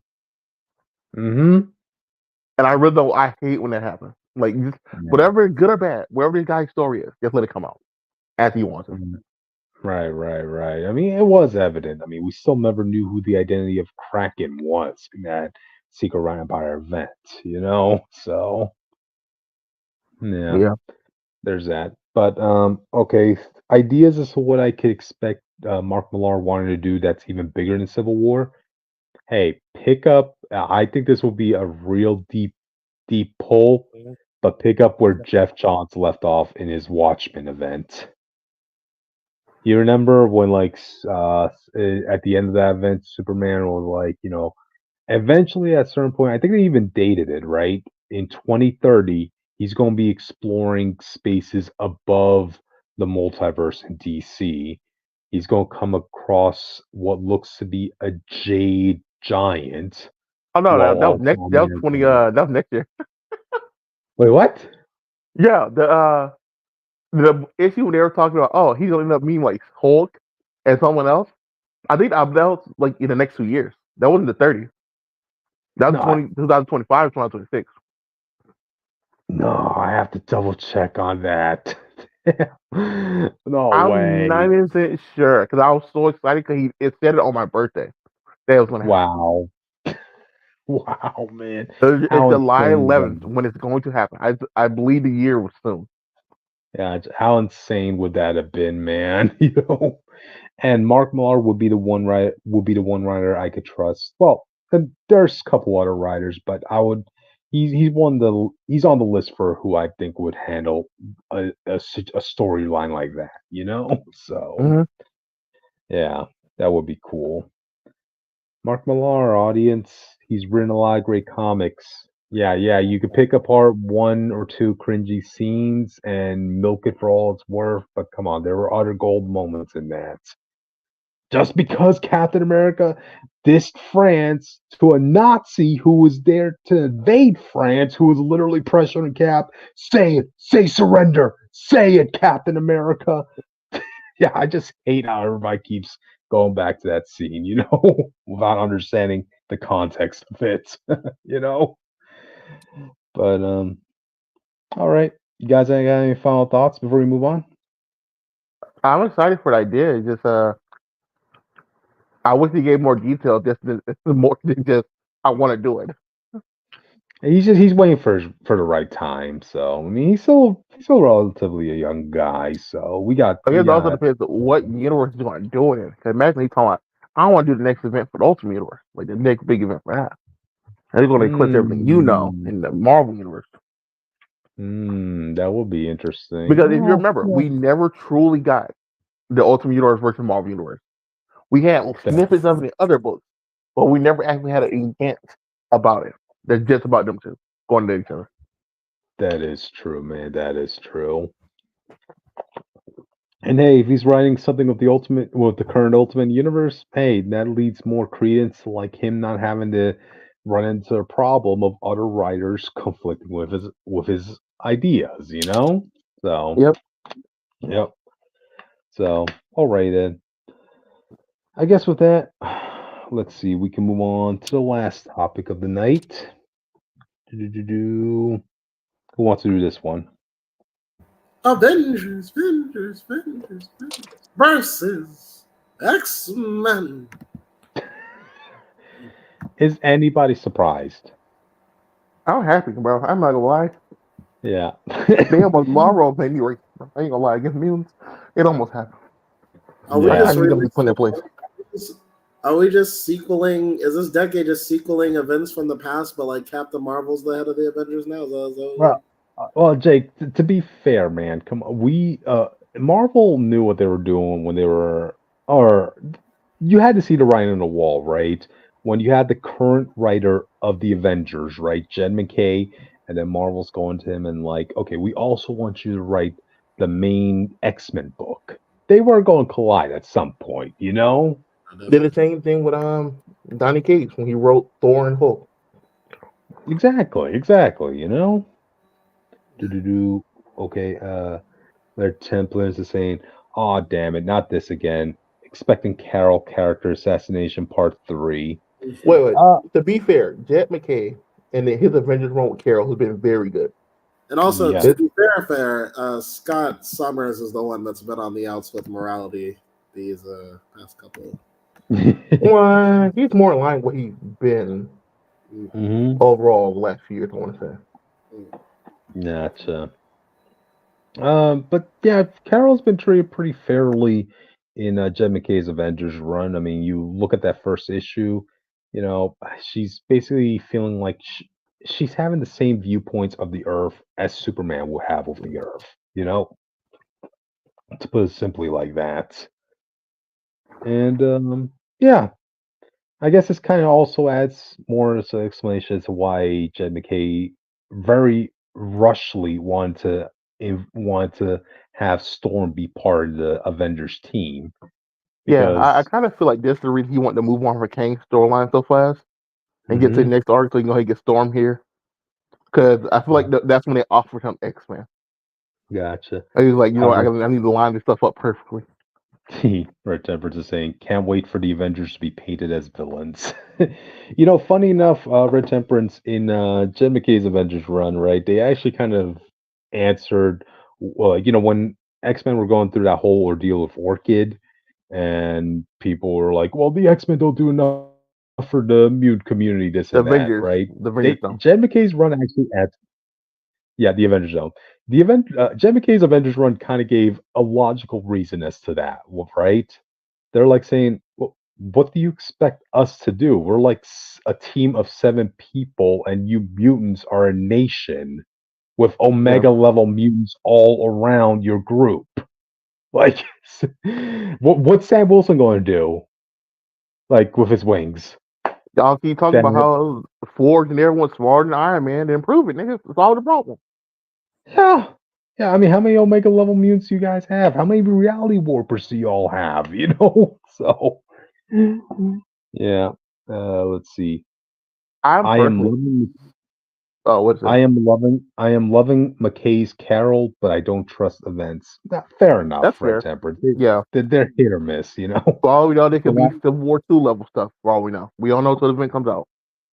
Yeah, that's true. But I'm willing to give more credence to Jed McKay in this situation. To be honest, though, I'm very excited for this after 7 years of quote unquote mutant supremacy, and I'm thinking they're better than everybody, and how everyone owes them stuff. Yeah, I kind of feel like they. I remember when you read I don't know if you're reading. I don't know if it's Jed McKay's X-Men. Who's writing Scott Summers' book right now? Is that Jed McKay? I think it is. I just haven't picked that book up. He kind of has mutants still being snarky to the U.S. government, all the other stuff. After they betrayed their own nation and then came back to our world. They got their own planet to go to. They're still here. You know what I mean? I kind of agree with regular people. It's like y'all don't like us, and y'all claim that we don't like y'all, but y'all still choose to stay here. Just going to your planet that you own. That feels kind of fucking weird. So if you're gonna stay here and talk shit to the government, all the other crazy shit, it's like, yeah, you kind of like assholes.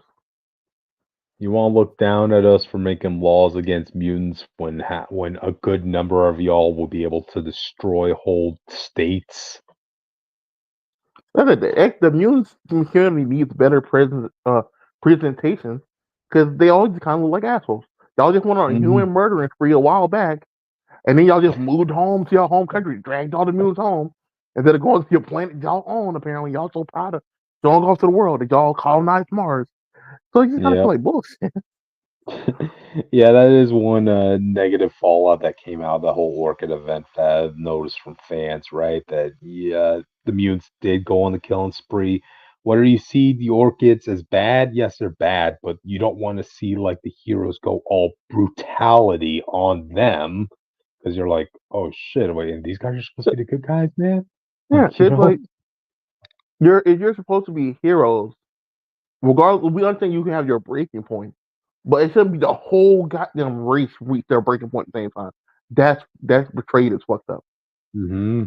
Everybody can't be as brutal as Wolverine when he's in his rage mode, you know? Like Kitty Pryde and Nightcrawler has worse kills than Wolverine does in these things.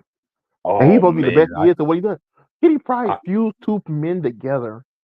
I saw and that. Instant died. Like it was crazy. And then now she's gonna move on and act like none of that happened. Like she's just the greatest person of all time. Yeah. Emma Frost literally had two of the Orchid members, humans, on their knees in a leash.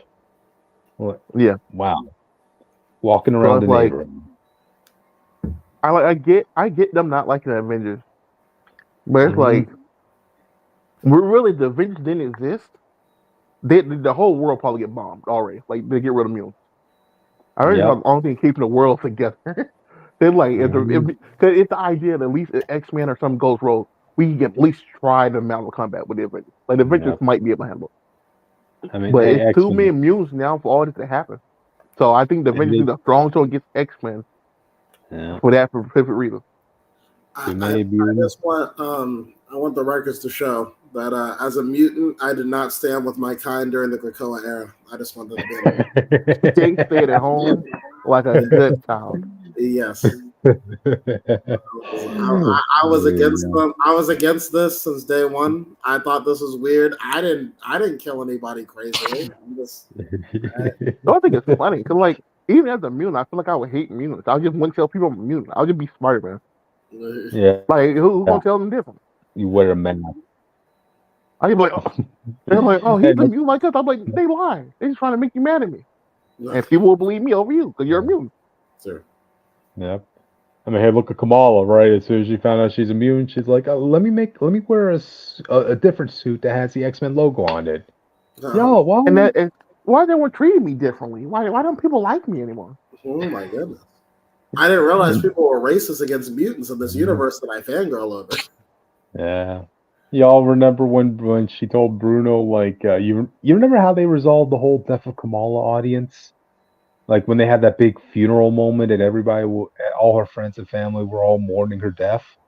Yeah, it was because the mutants, not only did they resurrect her, but they erased everybody's memories of including her her parents. Death. Yep, including her parents. And when she told Bruno about that, dude, if I was in Bruno's position, I would be like, wait a minute, you mean to tell me at any given moment my memories could be erased by the mutants? Yes. It's almost like the mutants could have made everyone forget that they hated them, but they didn't want to do that. But they like to abuse their power when it's convenient, but not for the greater cause. But I need you to understand that, there's no reason to fear mutants or telepaths. I had a legit argument. Oh yeah, no, Jake. Also, don't forget, M4 did this without Cerebro. Yeah. Wow. You had a legit argument with somebody about telepaths are just kind of crazy. Like the idea of people not being scared of telepaths if they were real, and not being justified in their fears is kind of crazy. Yeah. Someone was like, I wouldn't mind if someone read my mind. I have nothing to hide. I'm like, you do not feel that way. You don't go through. You don't have perfect thoughts 24/7. I'm sorry to No. May he who has committed no sin throw the first stone. Right. Y'all remember X-Men Evolution? I know, there was that scene after everybody who was a mutant got outed. Right? Yeah. The principal taking away the trophies of Jean Grey, because remember she was on the soccer team, right? But then after they found out that she's a telepath, now there has to be a dispute as to whether she used her powers during their soccer matches. And I'm like, actually, yeah, I know they're trying to paint that as irrational, but no, that actually, makes perfect sense. That makes I can't imagine. You go to play you go to watch someone play football. And you find out one of these niggas the Juggernaut. You don't know how Juggernaut powers work. Yeah. He's gonna be using powers running that ball as a running back. I don't know. Right. Yeah. Hey Gene, if you want stop him, it's his power. Yeah. Hey Gene, Juggernaut, if you guys want to play sports, you gotta wear the collar. I'm sorry, it is what it is. Putting collars on my people, bro. We're putting Jay, we're making it like the black people team. They're gonna be like X-Men certified. They're gonna be cool. Collars on my people are not acceptable. They're gonna have diamond crested words and everything. We'll work a partnership out with Swarovskis and make designer jewelry strength collars. All right, No. Listen, we'll get Tony and Janet to work together to make something fashionable but containable. Okay. We want belts. We want watches. Okay. Maybe even this man want a Ben 10 watch. Maybe even a nice little necklace. Collars off the table. Off the table. I really gotcha. I want to read what Red Tempest is saying. I'm a certified flat skin, but yeah, the Inthosate was kind of crazy. And also, yeah, when you have people like North Star cheating in the Olympics with their powers, valid. You're joking? No. In the movie universe, I don't know if you remember when Days of Future Past was coming out. There was a trailer and a website called, I think it was it was something called Days of Future Past. But what it did was show you a moment of every year leading up to the Sentinels killing everyone. Yeah. And they revealed that Quicksilver was cheating in the Olympics using his powers to run. Mm-hmm. And a lot of other crazy shit that escalate to make people like, man, fuck you. Dude, imagine you're in high school, right? And you're competing to get a scholarship at track. And then you find out years later that the person you were in fourth place and one of the people on the pedestal was a mutant. Just imagine you trying to date a girl or anybody, and then you find out this telepath with her, and now you're asking yourself, well, did she actually fall in love with this telepath? Or did you just make her fall in love with him? That's true. That's true. So. But we can't make laws against mutants, right? That's the moral we can't even talk about being scared of mutants. They're good people. You can't just be scared, irrationally scared that someone with superpower they can wipe the planet. That's crazy. Yeah. So. Yeah, man. I get being sympathetic. Oh, go ahead, Jake.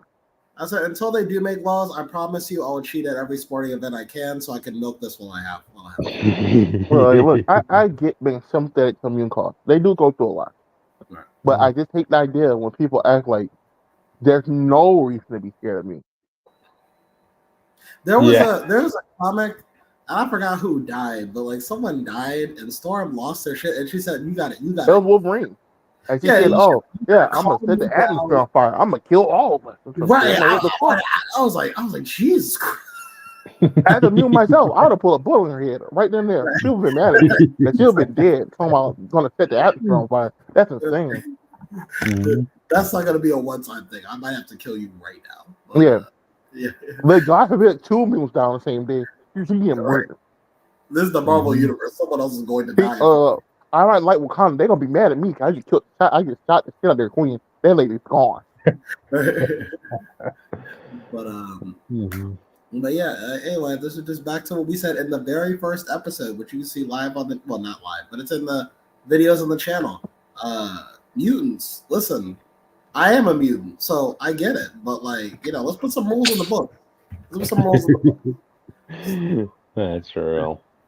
Yeah, but say like, I know they don't want us police them. At least make like a mutant police force themselves to like they keep mutants in line, or at least check them if they don't.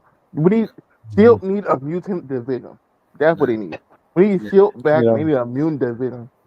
It's funny you should mention that, Austin, because there was one point in comics, right, where Shield, they had a program where they analyzed every individual mutant in the world to find out ways on how to take them down, right? And as soon as Captain America found out, he's like, end this program immediately. I will not have this on the mutant people. We also have the man they say, dude, that does nothing for mutants, by the way. Yes. Yeah, I know, right? You were saying something, Jake? No, I was like, well, hold on, Cap. We have files on how to beat you and the rest of the Avengers too. It's just that we have a separate case. Be fair. When Black Panther revealed he did that, it all went bad too. It's just the Batman Tower Battle storyline all over again. Well, that's the problem with comics, isn't it? It's just that, like, in a normal real world society, we would have these things. We would have laws and all sorts of stuff. But in comic books, the moment you do something like that, it's always going to be like, but then some evil guy's going to take it over, and everyone's like, they're like, Nick Fury needs to come home because he can have all this shit in his head, and we won't have to worry about that happening. Yeah. Yes. But then if you don't think Nick Fury Sr. would have trained himself to block telepaths, you don't know Nick Fury Sr. If Dr. Doom can do it with pure willpower, I'm sure Nick Fury can. Not even joking. They're gonna find the one villain who's gonna get in his head, and he's gonna slip up, and they're gonna do it just to prove that it shouldn't have happened anyway. That's how these stories usually go. I hate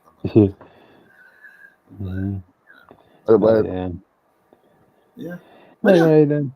Yeah. I mean, I'm reading the current Avengers run, so yeah, I'm definitely gonna be talking about this when it comes out, audience. Now, I'll probably catch up on the X-Men side, so we have like a fair argument for both how they've been handling stuff. See how it goes. Gotcha. But I pray Avengers win. That's all I ask. I don't think the mutants deserve a W like everything they did. I do not see the mutants as the underdogs anymore. When you tell me that they literally have a whole universe to themselves and they resurrected everybody that's died in history. Yeah. And Thor's gone from the Avengers too. We have Storm, who most likely will betray us at our dying's end if it meant saving the X-Men. Yeah, I'm not dressing it. I just don't care about I just don't care about the struggle because there's no it's been how many years and there's just no steps to making it better. So it's like I don't know. I guess it's what Scott's doing now. Well, to be fair, they try to making their own nation. Just right.